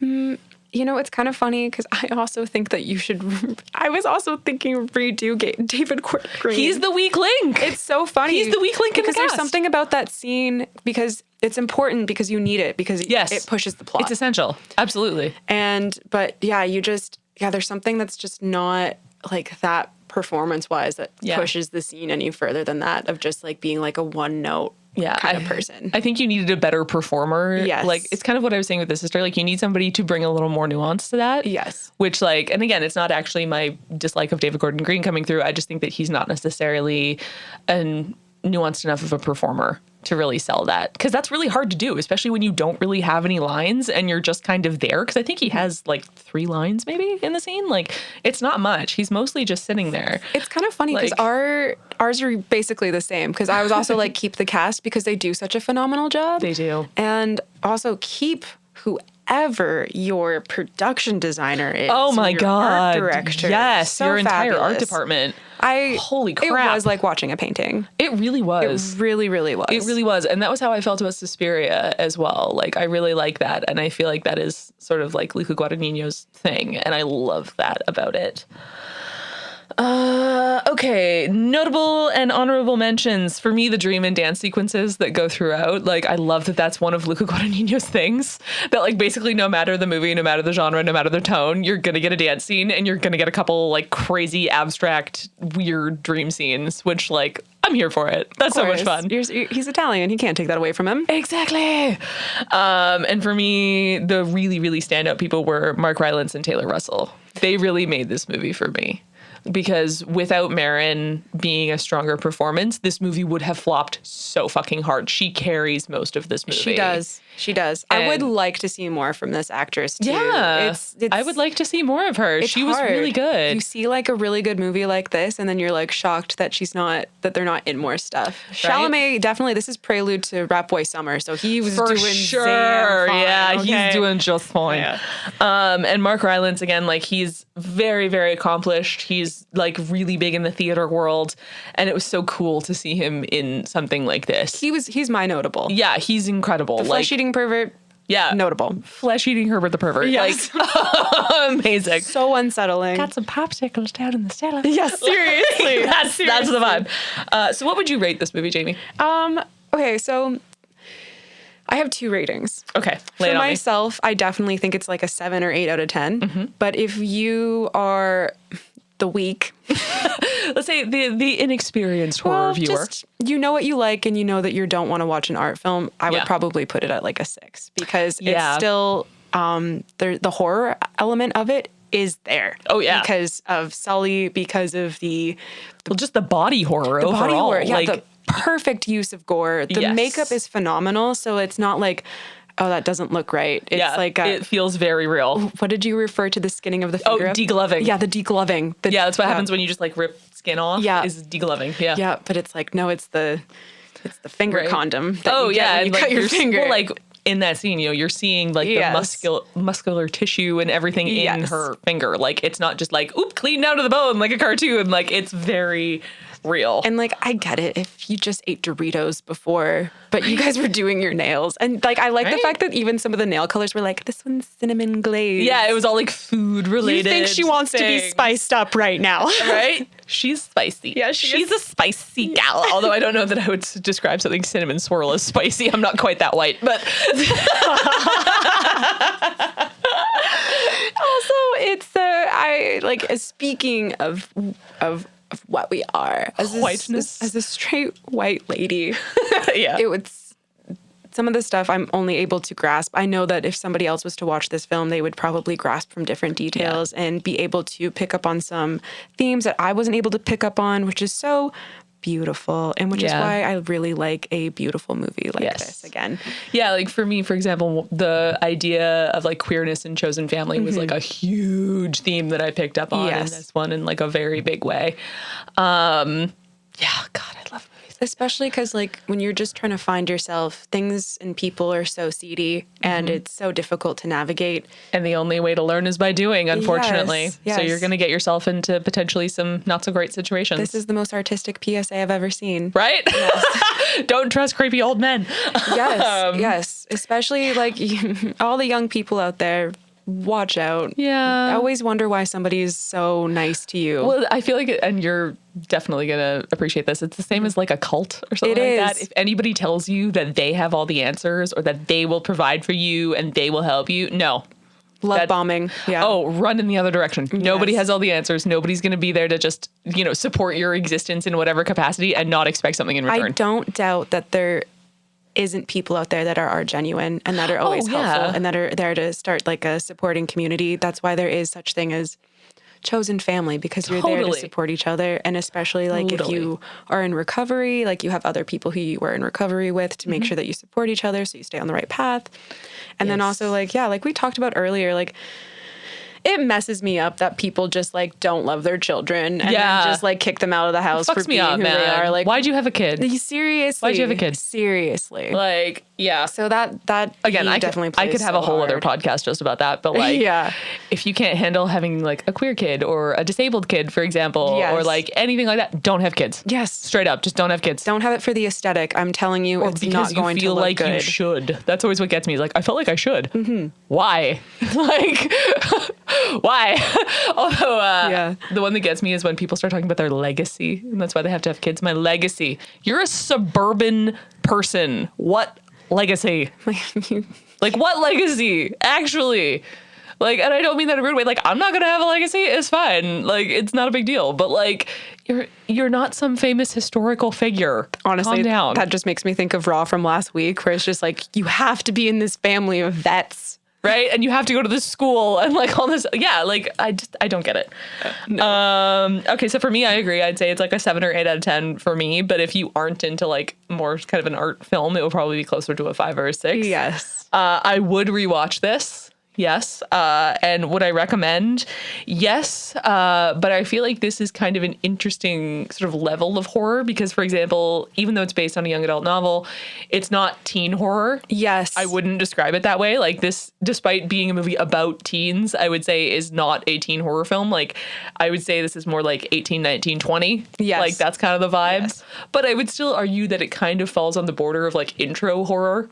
Because it's not a slasher, it's not like a straight up horror film. It's still very much like a drama and a romance and art and all of this stuff. So it's something that like if you want to start watching more horror and you feel like you're ready to level up and you like an art film, then maybe this is the one for you. Yes. For myself, I probably wouldn't rewatch this for another couple years again. Yeah, it's been like 3 years since I watched it. Now that I've seen it twice and kind of have like the understanding, of like remembering like what was going on with the scenes and stuff, it definitely is like a savor. Like you only watch this like every once in a while. Just for me personally. No, that's totally fair. I know because it's definitely a flavor and it's a pacing. I do like my quick slashers. I do like my in your face poppy movies. Oh, I love a good ghost story. Right. Yep. Yeah. Absolutely. You know how you just like, but this is when you have a filet mignon and a nice. Right. Oh, I mean, I don't know if you want to eat steak while you watch this. I feel like I mean, I would too, but I don't know if other people would. just like get at their level. Right? Have maybe like little charcuterie plates, some little like cured meats. Yeah. Going for the for the bones and all of it. Oh, okay. Here's my question. What would you rather watch while eating, this or Raw? Ooh, I think for me it would have to be this. Yeah. This. I think Raw was a little too gross. Raw, well, because there's just like, and it's not even for the parts that are gross. I just immediately think, I'm like, I don't want to watch two girls pee. I know some of y'all freaks do, but I don't. Okay. I'm good. Oh, God. Yeah, and then the only other note I had was Luca Guadagnino, I love you. Please, I am begging you, make the rest of Argento's Three Mothers trilogy. I want a sequel to Suspiria. Please make Inferno and Mother of Tears. I would be so happy. Please do it. And I know you have no plans to do it, but like, please do it. It'd be amazing. It would be so good. We'll be your angel investors of $5. Well, that is actually a great segue for us into fun facts today, because I have so many fun facts about this movie. It's kind of crazy. But let's get started. So this movie, when the screenwriter first adapted it, he showed it to Luca Guadagnino, who passed. He wasn't interested. And a couple of years later, he had reworked the script and redone it. And Luca Guadagnino basically read it as like a favor because he and David Kojanich are friends. So he was like, okay, my friend wants me to read this. Like, I'll read it. And finished it, loved it, wanted to do it, but said he had to have Timothée Chalamet. That was his sort of stipulation, which, okay, fine. But they decided that this was the kind of movie that if any studios got involved, it was going to just be a disaster. So they completely independently funded this movie to the point where most of the cast, including like Timothée Chalamet and all these people, actually deferred their fees, meaning they did this movie for free. And they were only going to get paid once it got bought and distributed, which is what happened. MGM actually purchased it. It was their first purchase after being taken over by Amazon. So all of these people, including, Timothée Chalamet, one of the most famous actors in the world, was basically like, no. You don't have to pay me. I just want to do this, which I think is so cool. I'm so into that. So yeah, they basically made the whole movie for like just this tiny amount of money. So they didn't pay any of their cast. They didn't pay a bunch of their producers. I don't think Luca Guadagnino even took a salary. And it was only after the movie was distributed that they got to get paid. I admire the fact that it's a passion project with actual passion, and you can tell. Yeah, you can tell. It pays off, and I think that's so important and like so great for this movie because you can really tell that these people just really wanted to make this movie. Yes. Okay, so here's our serial killer fun fact. Are you ready for this? Dun, dun, dun. So Marin's birth certificate states that she was born in, I believe it's pronounced Menominee, Wisconsin, which was the home of Ed Gein and serial killer cannibal Jeffrey Dahmer. 2 for 2.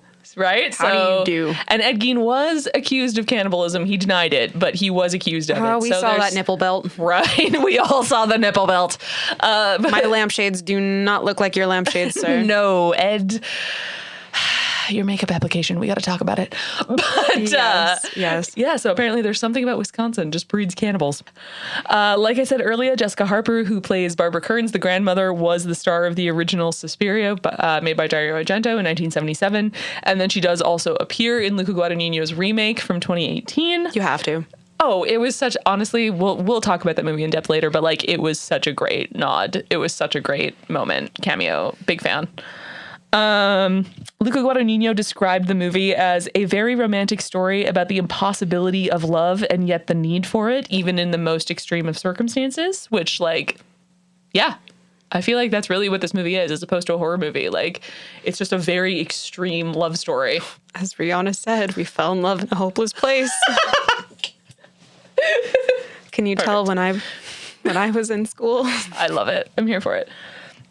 American artist Elizabeth Payton was actually commissioned to create a painting based on the film, which Beautiful. Was entitled Kiss, Bones and All, and later became the first poster for the movie. Okay, that's great. Right? Which, like, we love to see. Commission an artist to make your movie poster. Like, why not? Crazy. This movie has a Rotten Tomatoes score of 82% from critics and 63% from the audience. I feel like this is a very artistic movie, and that's probably why. Oh gosh, I love how we're reflected in that as well. I know. That was seriously just our ratings. That's funny. Okay. What else have we got here? Luca Guadagnino describes Mark Rylance as, quote, one of the greatest actors of his generation, end quote, which honestly, yeah, no lies detected. Straight up. When Lee and Marin are living together towards the end of the movie, we have a few shots of Marin reading, because she reads throughout the film, and she is reading Clive Barker's Cabal, also known as the film Nightbreed from 1990, the story of unnoticed, quote, monsters existing in a prejudiced society and lashing out when discovered. Because again, nothing that Luca Guadagnino puts in a frame is an accident. It's all there on purpose. As I previously mentioned, this is his first feature entirely set and made in the USA. And Luca Guadagnino also doesn't actually see Sully as purely a villain, but a man who, quote, has been alone for so long that he doesn't know how to find contact, but has realized that he desperately needs it. And our final fun fact, which is my personal favorite, after Sully is killed, there is a brief static shot of the hat he was wearing while being murdered, which is a Nostromo crew hat from Alien.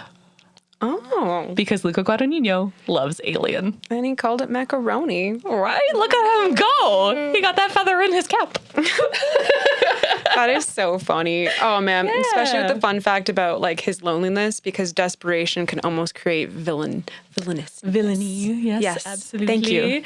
And I feel like Alien also, like, great reference in terms of someone who is isolated and cannot help themselves. And... Right? Also a beautiful film. Oh, top right? 5 for me. Like so incredible. But again, we'll talk about Alien another day. Yeah. The budget for this movie, I couldn't find an exact budget, but it's between $16 and $20 million. Okay. Most places said 16, some places said 20. The box office for US and Canada was approximately $7.8 million, and the worldwide was approximately 15.2. Okay, return on investment. Yeah, so they didn't quite make their budget back, but still not terrible. I'm glad we have it. That's the thing. Is right? Like, I'm glad that those people kind of like took the L in terms of their salaries and just made the movie anyway. Because those are the kind of movies that really need to get made, the ones that people really want to. Yes. Like not just because they make money. Yes. So this movie premiered in September of 2022 at the Venice Film Fest. It won 2 awards, the Silver Lion for directing and the Marcello Mastroianni Award for Taylor Russell. It was also nominated for a million other awards that I'm not going to list, but the Independent Spirit Awards did nominate them for Best Feature, Best Leading, and Best Supporting Performance. So critics love this movie, even if audiences did not. Right? And I get that. And now it's time. Bow, bow, bow. Dun, dun, dun. We got to get a soundboard and put an effect in here. It's time to pitch our sequels. Are we ready? Bow, bow, bow. Bow, bow, bow. All right. Shall I go first or do you want to go first? Yeah, you go first. You go first. Okay, so I have 1 minute on the clock. Let's go. On the run after Sally's murder and Lee's death, Marin survives alone on the road until an uneasy run-in with a family of eaters that have lived in this area for generations by eating drifters, etc. Marin must decide if she wants to join, quote, the family, or try to survive alone. She ends up rejecting the family and fighting her way out. She barely escapes wounded and flees away into the night. 23 seconds. Look at me go. That is so good. See, the best part is for these pitches, they're balanced because Becca has come in well prepared as I do it on the spot. I love that for us, though. I feel like it's a great reflection of us. You get the best of both worlds. Yeah, absolutely. Also, I swear, I really hope me and my little minuscule singing of lyrics doesn't get us Please don't sue us. Yeah. Please don't sue us. Please don't hate me. I mean, I would argue that I'm probably so off key that it doesn't sound the same, so please don't sue me. Okay. All right, go. Lee didn't die. Ooh. She managed to care for him in a way. She figured out that you have to put pressure on the wound, and they run away. And they opened up a barbecue shop in Tennessee. And then that way they have meat and they can have their bones and all. Thank you. Wow. I love that. All in bones. No, they call it bones and all. Yeah, they call it bones and all. They serve marrow and things and call it bones and all. See? It's a zero waste barbecue shop, actually. It's a zero waste BBQ shop. They have leather goods. They have hair ropes. Ooh. Oh, that fucking hair rope that was so gnarly. Nasty. I really hope our next movie doesn't have a weird, gross hair thing. I don't think it does, but just in case, I hope it doesn't. What do we have for next? I mean, we'll say it in a minute when we're done. But yeah, just weird hair horror. Yes.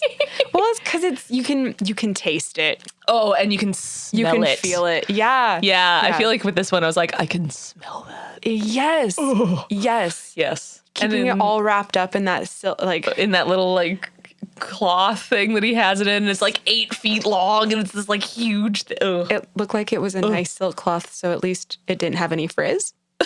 It did though. It was still frizzy. I hate He's that. not deep conditioning.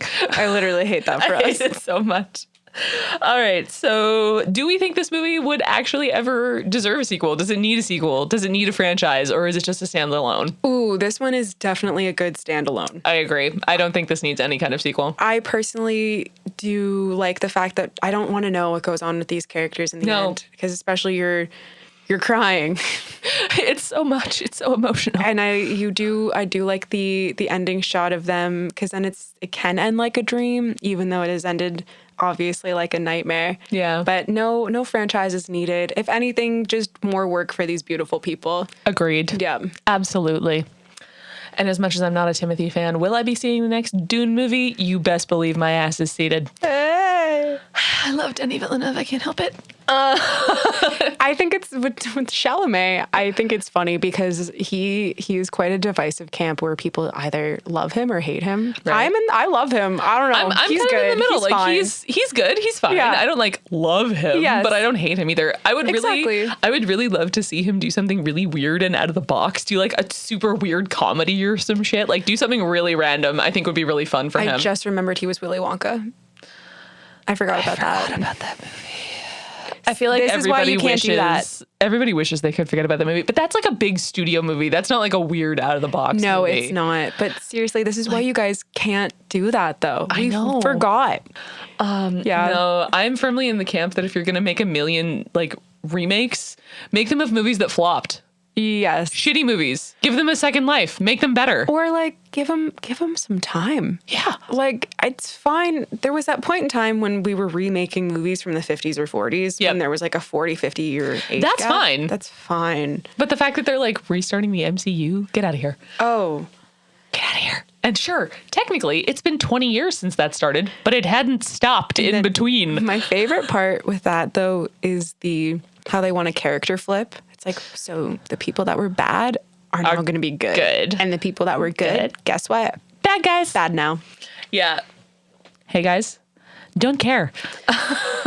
Especially for us. It's fine. It's just, there's just so many of them. Well, as I said to you a little while ago, I like the damn web.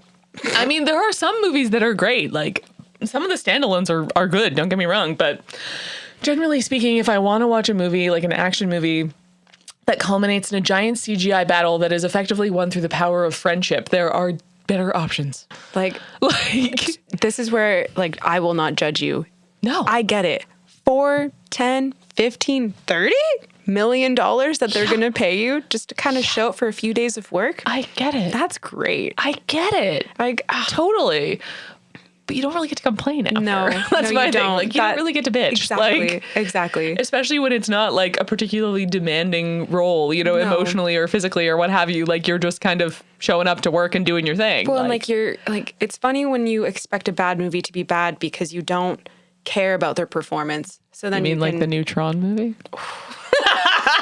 I'm sorry, Jared Leto for me is the worst leading man ever. The funny thing about that new Tron movie, because it was shot here, is how upset we were because we were trying to go somewhere downtown and they closed the bridge.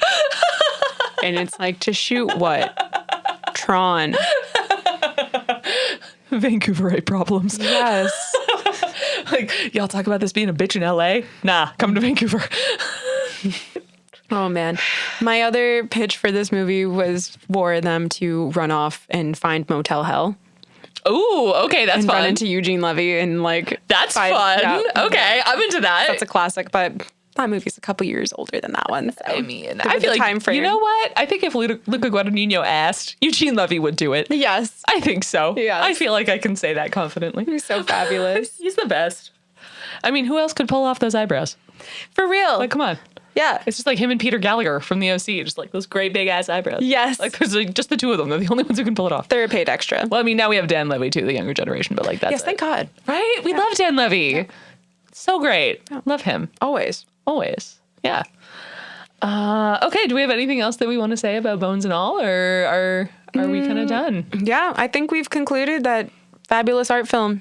Yes. Cannot stress that enough, obviously. Yes. If you like this, please go watch Suspiria. It will blow your brain apart. It is so good. Mm-hmm. Oh, and I think my last and final thought was, especially with watching Raw previously, I feel like this is a more polished version of what you were trying to say without, like, obviously it's like subtle versus extreme. It's essentially what we just watched. Yeah, absolutely. We went from more extreme to like subtle, but also kind of the other way as well, which was interesting. Yes. Because I do feel like some of the gore in this was more extreme than in Raw. Which is funny, right? Which is funny, but like in Raw, the themes and the visuals were way more extreme. Especially with some of the animal practices too. Yeah, exactly. I do think it's funny that both of them had a finger scene to kind of start things off. Right. It's always a finger. It's always a finger, but I get it. Like they're our most susceptible body part. I'm trying so hard not to make so many dirty jokes. Yes. Whew, the struggle. Anyway, but no, it's true. It's just like little finger, little chomp. Always just the tip. Just a little nibble. Yeah. You know, see what's up. So what are your final thoughts? My final thoughts, I agree. I think this is a really beautiful movie. I think if you're like a little bit sick and twisted, like we both probably are, then you'll find it to be really like emotional and really romantic and kind of beautiful, but also very disturbing at the same time. Definitely not for the faint of heart, but it's funny because it's like it's not for the faint of heart of like gore. It's just more of like, can you handle the pace of an art film? Yes. If you're someone who is okay with a much slower paced, like beautiful movie, but it's one that you really do have to commit to and just sit down and watch. Because you may or may not fall asleep. Right? It's one of those, like, as I say, it's shot so dreamy. You have to commit to it in that way. And like, you can't have your phone and be like, you know, shifting your focus. Like you have to actually just sit in this world, in this movie. Also, pro tip, if you were watching a movie and you find yourself going on the phone, just pause the movie and come back to it when you have the attention span. Yes. It's okay to watch movies in parts when you're not watching them at the theater. Yes. I have adapted to this because I am addicted to my phone and I don't want people to think that you have to watch movies all in one sitting because if you need to chunk it out. Woo! And I'm also the person who's a big enough dork that like occasionally I want to pause the movie and like Google something about it. Yes. Like either something about the script that somebody says or like what an actor, like where do I recognize this actor from? Yeah, where do I know this young man from? Where do I know you from? Where did they, well, I'm from Ontario, Canada, and moving to BC, I did not realize how many things are shot in Vancouver. Everything. So sometimes you'll look at something and you'll be like, where'd you shoot that? With this one, I feel like they did go practical and they did shoot in the Midwest. They did. Which is they actually shot primarily, I believe, in Ohio. Okay, cool. And one of my fun facts that I didn't actually write down was that the production was actually burgled a couple of times. Like they had some equipment stolen out of people's cars and things like that. So the city where they were shooting actually wound up putting up, I think it was $50,000 to cover the costs of all of the thefts and things like that. That's actually so sweet. So, well, apparently people in the town were kind of pissed about it, but they decided to do it anyway. Well, you fucking have to. Yeah, like you, the citizens of this town stole. Like it's not like it was one of the crew members. Like, I think where I'm from, there's only like a 2-hour drive to Ohio.